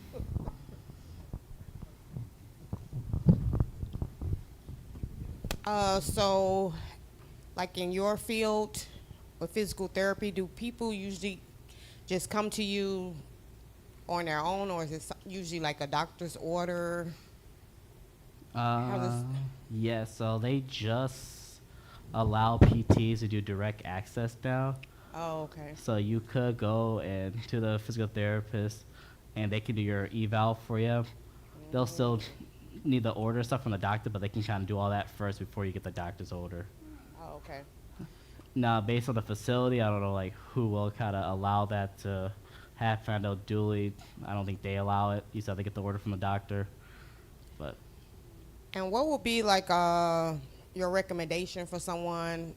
Because sometimes when we injure ourselves or hurt ourselves or going through stuff, we try to fix it on our own, and sometimes it can be getting worse. So what advice would you give when it's maybe time to go see a doctor or consider physical therapy? I will say it depends. If the pain is like lingering, let's say like you've tried what you can at home and you're like day 3 or 4, I'll probably say you should go get that checked out by now. Because little do we know, you could be doing more harm than good to it. Because it's like you may have researched online and say, oh, I sprained my ankle, I can do all this stuff. But like, yeah, Dr. Google, how bad is the sprain? Is there like more of a tear in your ankle than you know about it? You're just moving the ankle like Dr. Google tells you to do, and you're just irritating that some more, possibly leading to a bigger sprain than what you could have had already. So I would say like, I kind of give patients, I say like, okay, 3 to 5 days before, if it doesn't go down by then. All right, thank you.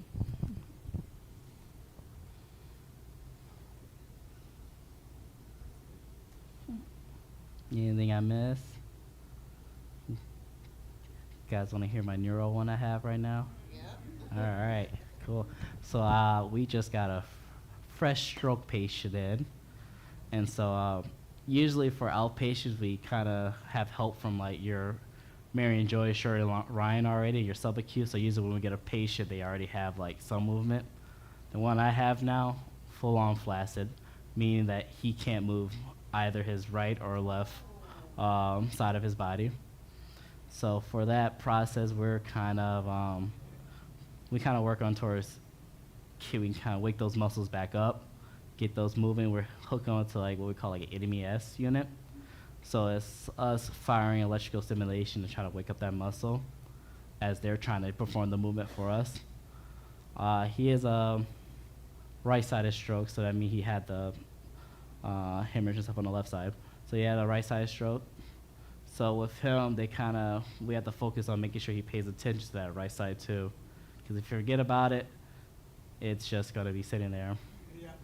So we kind of focus on a lot of like telling him like, hey, look towards that, move it, move it, move it, the best he can. But with strokes, it's a lot of repetition. Gotta push them, and it's a lot of encouragement too for some of them because some of them don't know why they got it or like why it was them, so they might be like a little like down, or it may be like, why is this process taking long? It's a long recovery for it, but I feel like with the patient we have now, he's a good candidate to kind of keep pushing him towards. Pretty young guy too, so it can happen at any age.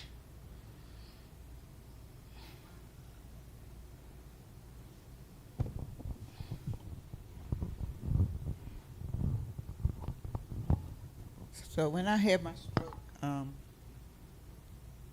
this on the left side, it messed with my right side. So the right side seems, they don't say, it's like numb, like the right side. But I thank God every day. I thank God for bringing me through it, because there was another girl came in there and she had a stroke, and she had like, hers was so bad that but she was up walking around moving. I don't know if it's because she was younger, she was up moving and stuff, but yeah, the way she described how it happened and stuff, it was way worse than mine. But I thank God that I came out and I went to a lot of therapy, and I could see some people there, like you say, that couldn't move neither side, couldn't do anything. They was on machines and they still wasn't doing anything. Yeah. But I was thanking God I could do the treadmill, I could do everything. I could do everything they told me to do. But it's just a blessing that God be with you when you go through it. If you ever go through it, it's the worst. It's terrible. But when God is with you, He with you. Man, he took care of me because I caught it real early on in the beginning. I felt something, but it was nothing like nobody ever told me when you have a stroke. I had something like a brain freeze, like when you like you eat ice cream and you get cold, you had that cold filling up. I felt that, and then I told my husband, I say something not right. I said, I'm gonna go lay down. And why we always say we're gonna go lay down? So I said, I'm gonna go lay down for a few minutes. So I went to lay down for a few minutes, but when I got back up, the right side was kind of numb. Yeah. So I told my husband, I said, something ain't right. I said, I'm gonna call, I said my son, he was at work. I said, I'm gonna call my son. And he said, no, I said, I'm gonna call my brother. He said, call your son. Call your son. But when soon as I got to the hospital, they said you had a stroke. As soon as they did the scan, the brain scan and all that, and they knew it right away. I stayed in the hospital 2 weeks, and I went to therapy like 3 weeks. But I thank God, I've seen a lot of people that had stroke that, whew. Yeah. That's one thing you really don't want to go through. And it's really bad. I gotta tell people, if it You know your body. If something feels off, seek the help. I have a patient that he just kept working. Luckily, he was able to, but like he didn't know that he had multiple strokes before. So he had multiple strokes, and then it came to the time where it finally like progressed and got worse. But with him, he's another good candidate. Before he went back to a different location, we had him up walking in a walker. He was more wheelchair bound. He was up walking in a walker. So I feel it was a good feeling to see him do that too. But Yeah. like I said, if you feel something is off, don't be afraid. Yeah. Yeah. With the sometimes the toes and like the joint pains and stuff like that, and like do that go along with like arthritis or it's just joint pain or something like that? Because I know sometimes I can be at work and I go to walking, you know, like the toes, like the joints on your toes go to popping and stuff like that. It's just your age, sure. Yeah. It do that, you know, like I'm saying. Yeah. It's like joint pain or It- do yeah. it cause? I mean, what caused that joint pain and stuff? Something. It could be caused by anything. Like, so you have the arthritis, could be like any type of instability within the joints too. Like, is the muscle strong enough to kind of help get your movement to like the pattern it has to go? Right. Are you tight? Is your muscle having a force to kind of perform its actions it's supposed Mhm. to? All of that can cause like any type of irritation around the joint. Right. Sometimes you have like little air bubbles like pops between the joint. Mm-hmm. So those will be like your popping sensations. I always ask patients, does it hurt? If they say no, then it's fine. Sometimes it hit me all of a sudden, like mostly my big toe on Yeah. the left side, and when they do, it just a sharp pain, and it lasts for like probably 5 seconds or something like that. Yeah, and the hard part is you can describe it to me, but I don't know if that's what's causing that to happen. Because little do I know, you can be pointing at your foot, but the pain's coming from your hip. It's actually coming from your hip. Well, and see, I can tell, you know, by how you describing this. Like I was saying at first, sometimes, probably a couple of years ago, I was having like a pain in my hip, Mm-hmm. and it stayed in my hip for like a month, and then all of the next time is in my ankle, stuff like that. It just travels or something like that. Yeah, so that'd be like the hard part, because then it's like, that's where, because I'm only a PTA, that's where a PT would do like a full screening for you. Mhm. And they'll kind of let you know, okay, is it muscle based? Is it nerve based? Right. Is it your joint? Mm-hmm. Or all that. So the PT will take you through all that type of like screening. Right, and then, you know, and one more thing that goes along with it, like a lot of time with the muscle cramps and stuff. So That sometimes, could be a lack of water, lack of potassium, medication you're on, certain Yeah. medication side effects. Right. It could be a cause of like any of those. because I know I can wake up in the middle of the night sometime and have a muscle cramp, and man, I have to Yeah. lay back down. Yeah, and it so won't that could- allow me yeah. to move sometimes, but then, yeah, sometimes I might stretch out. Oh man, Salt, that happens. salt intake, if you're Yeah. eating a lot of salty food. That could be it then. So, yeah. Because I do, and I know I need to lighten up on that salt. Yeah, so. So I'm glad you mentioned that, because yeah, I can't deny that. Oh, that's all right then. We're here for another half an hour, I think. I just want to ask, like, when you're going up and down the steps, why do you always hear this loud popping, cracking, like your bones are just cracking and crushing up? What causes that? Now it's got to be something else besides age. Now, come on. we call it like crepitus. So it's just like grinding of like your bones and stuff. So it could be like, And it sound bad. yeah, it could be like the cartilage is going bad right there in that spot. So all it's probably is just bone on bone kind of rubbing up. So do I need to get that checking out? That'll be like something to get checked out. Yeah, doctors may, depending on your doctor, he may give you a shot to kind of help relieve the pain.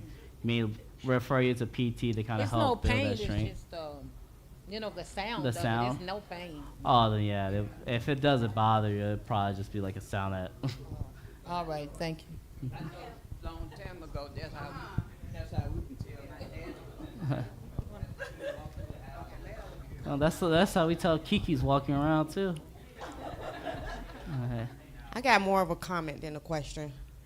I can see how physical therapy also go hand in hand with like mentally as well. Do you experience that, like someone's hurting or in pain, maybe when you first get them in, they're like grumpy or mad, and as time progresses, like as they get better, like they better mentally, a nicer person? Is that something you experience a lot? Yeah, I experience that a lot. You kind of have to like read like how they are. Like if they're coming in hot, then we have to kind of like de-escalate it, kind of talk them through it, kind of figure out like what's the root cause. If they're saying, "Oh, this pain is bad," and we kind of have to like calm them down, and be like, "Hey, pain is just like it's just your body telling you all like it's just a nerve signal sending down to that spot." So we can kind of walk them through that. Then kind of say, let's try out these exercises wise. So take them through the gentle stuff first. I feel like the hardest one, there's a diagnosis called like fibromyalgia. That one's very hard. Yeah. So we kind of have to like, that's where we have to become a full therapist now.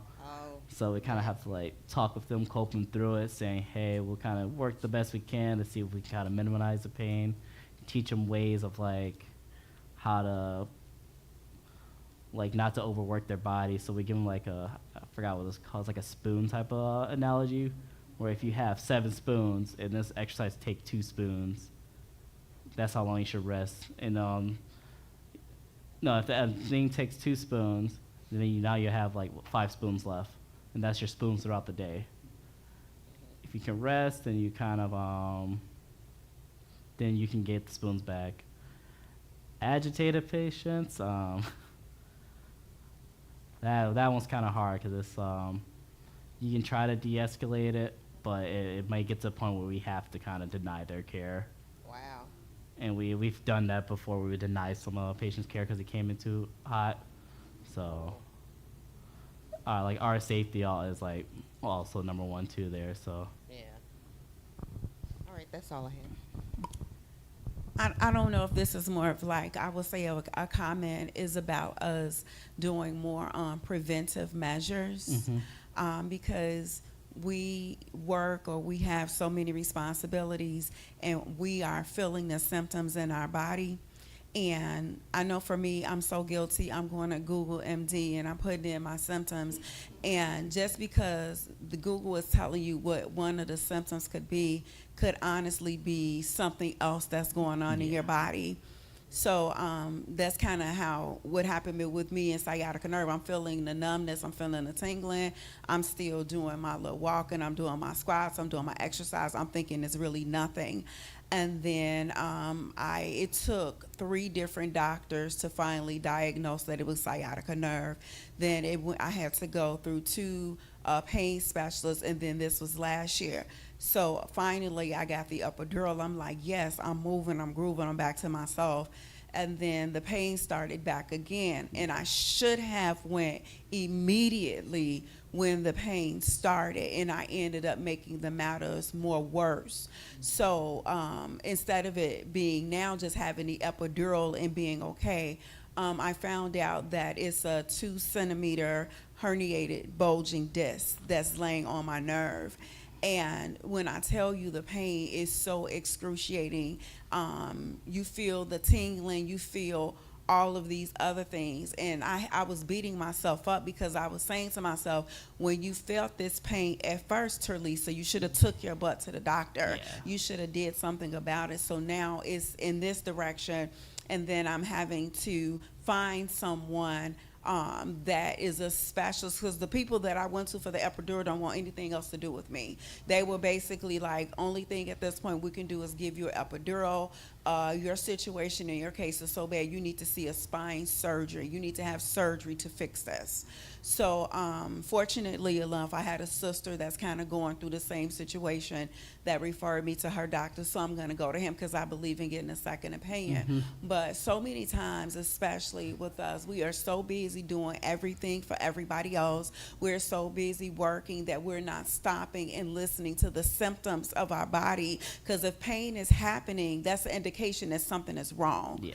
But we self-medicate with ibuprofen and leave and everything else. And then by the time we get to the doctor, it's so further along that it could have been corrected if we had just paid attention and tried to take care of it the first time. That's all I have to say. Yes, that's what I said. Like you know your body, you know when something's wrong, and so if you have to say like, oh, I think this is wrong, go get it checked out. Yeah. Us men have that thing. We have that we want to be the strongest thing on the earth, and if it hurt, it's gonna be all right tomorrow. Don't even worry about it. You know what I'm saying? We'll roll with it. Yeah, because little you know, like she said, like you can push it along, it can get worse. And then at the beginning, it was probably just something light, like a sprained ankle. Oh, you could have just easily propped that up, put the ice on. Doctor could have told you what to do with that. But no, because you thought it was something else, you go to Dr. Google, walking on the ankle still. You went from a sprain now to possible tear because you want to keep walking on that. Right, like my own son here. What'd I do? I was having pain, and I was like, okay, DJ, what exercises can I do? Because my elbow is bothering me. Go get it checked out. And so I have tennis elbows. And I was like, I don't want to be sitting up in physical therapy every day. What should I do? Just go have it check it out. I'm not going to give you no exercises without go get it checked out. Yeah, that's the thing. It's like you can, I don't know what might be the cause of it. Like I can give you some stuff and then. Mm-hmm. Yep. Yeah. That's why we play it safe.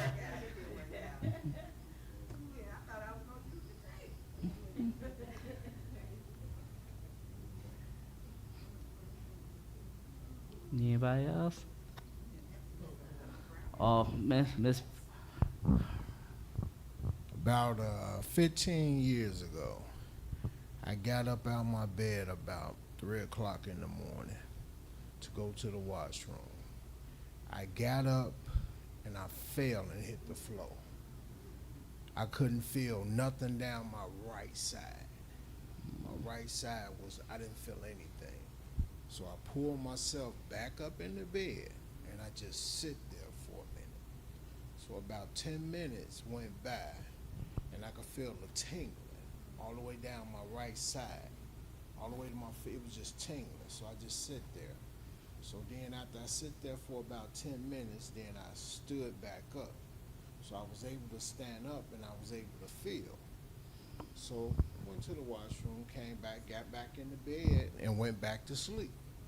So I got up and I called my doctor about 8 o'clock.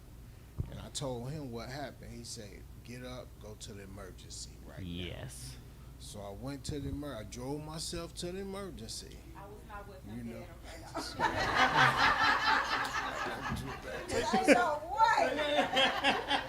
I drove myself to the emergency and went in. They checked my blood pressure. My blood pressure was 220 over 110. So they took me in the back, started putting IVs all in my arms and everything. So they kept me in the hospital for about a whole week. And then they was trying to get the right medication because they say your blood pressure shouldn't have went that high. Yeah. And every morning they come in and check it, my blood pressure was still up, even after they done gave me medication. So they was trying to figure out, what they gonna give me to get this blood pressure under control. So I was there for a whole week and they finally, got the right medicine to give me. And I've been taking that medicine ever since. Yes. You know, because I'm like, Your blood pressure will cause the stroke. Yes. Elevate, And right. That's what did with him, that is it's a different type of stroke. So it's like one of those ones that'll just come. Yeah. And it's like a little, we call it like a little baby stroke. Yeah, TI. So we just call it like that because, like, you'll have it and then you can go back to your daily life, but you still had that little stroke, and it's usually you have to get that checked out right away because that could lead to a bigger stroke. So good thing he went to get it checked out. They kind of found everything, calmed it down. So A lot of things can cause the stroke, can't it? A lot of different things can cause Yeah, it. well, So- Oh yeah, well, you, and then that's why now you had to. That's why now you have to ask questions because what you don't know, and it's good we have something like this because what we don't know can be the difference of saving your life. So yeah, that's why I at times I might not say a lot, but when I got opportunities to ask questions about my health, yeah, I'm gonna bring certain things up if they said they don't know or what. Yeah. who has diabetes over here? Are you guys making sure you're doing some skin checks and all that too? Keep checking like your feet and stuff because there's a condition called neuropathy, and that runs. It's very high in diabetic. So making sure you do your skin checks and all that, especially at the bottom of the foot, because you lose the nerve sensation there first, and that's where the balance start kicking in play. You start losing balance because you need all those receptors down there to kind of help out. Dry foot. They'll call it dry foot. The doctor told me you have to keep your foot Moisturized. And stuff like that. Dry skin, especially your foot. Mm-hmm. Yeah. You can lose your foot with that thing. Yeah. I ain't gonna claim it, but I got dry feet, dry skin. I always say it go with psoriasis or something. No, we'll go Bailey for like a person that's like full like diabetic. Pre-diabetic might just be the title they gave you too, because once you get hit with that, you're always known as a pre-diabetic. Even if you get your numbers under control, you'll always be listed as, which stinks. But yeah, once you get the title, you go. So, yeah. So, how can you tell when you like borderline or something like that? Isn't it symptoms? Thirsty. Thirsty. Yes. Yeah. Excessive sweat. Used to wash them a lot. Right. Dizziness, feeling off balance. Yeah. I found out. But that depends on like what's low. If you're high blood pressure, if you're high sugar level or low. I found out I was when I was urinating hour on hour. Every hour I had to go to the bathroom, and I was like, man, what is that? So I went to the doctor, and he said, "You're diabetic." I was like, oh man. But then again, with the urinating, all that like that could be prostate too. And all that. But what I'm saying, it could, it can be. Yeah, that will be get checked out. You have to go now, cause like I said, I was one of those that was, I was. But when I finally got up under the doctor, it wasn't no problem for me. I feel like now I'm under the doctor. Why not go to the doctor? Why Yeah. not go see somebody? But I used to. Get your yearly checkups.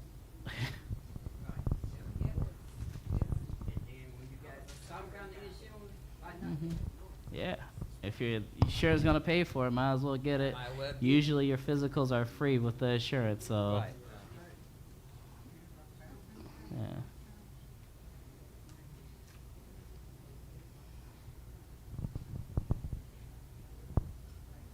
Anything else? All right. Well, if you guys do have any more questions, I'll be around. Thank you.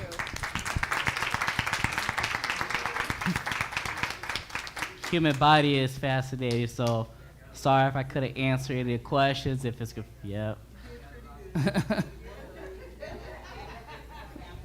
Oh, you said it out. Okay.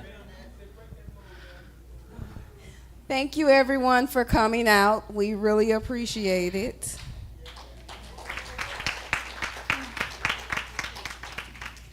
What you say? Yes, we had some very, very, very good education this year. We go into full thinking effect before the year is even out, thinking about what the next one's going to be. It may even wake us up out of our sleep. If it wake me up, I text Arlen and be like, oh, I just thought of something. This is what we should do. So it's like being in this ministry, I've learned how, well, I asked the Lord to let me hear him over everyone else. So I do text Arlen a lot because I'll be like, oh, I just thought about this. So we appreciate y'all.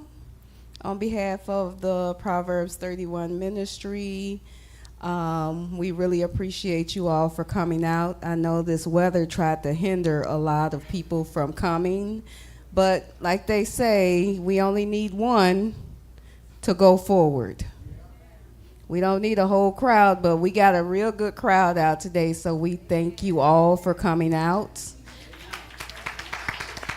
We thank you for all the participation, because I think that's what helps our speakers a lot, when you participate and you're not all sitting here like lumps on a log.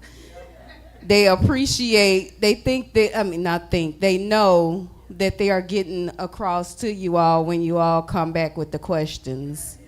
So we appreciate y'all for coming. I appreciate Lavita, Sister Lavita, for the welcome.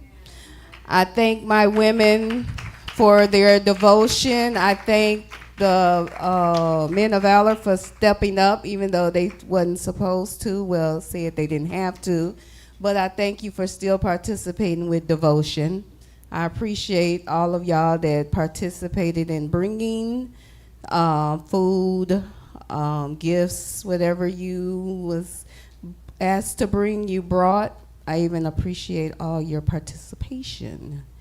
So at this time, all of our, pretty much our speakers had to leave. We got one speaker left. Like he said, if y'all wanted some of the exercise bands, he do have some over there if y'all wanted one to use at home. If you talk to him sweet, he may even do a little exercise on you. That's not my, look at him. So if I could just have one of the men of valor to come up and close us out in prayer, please.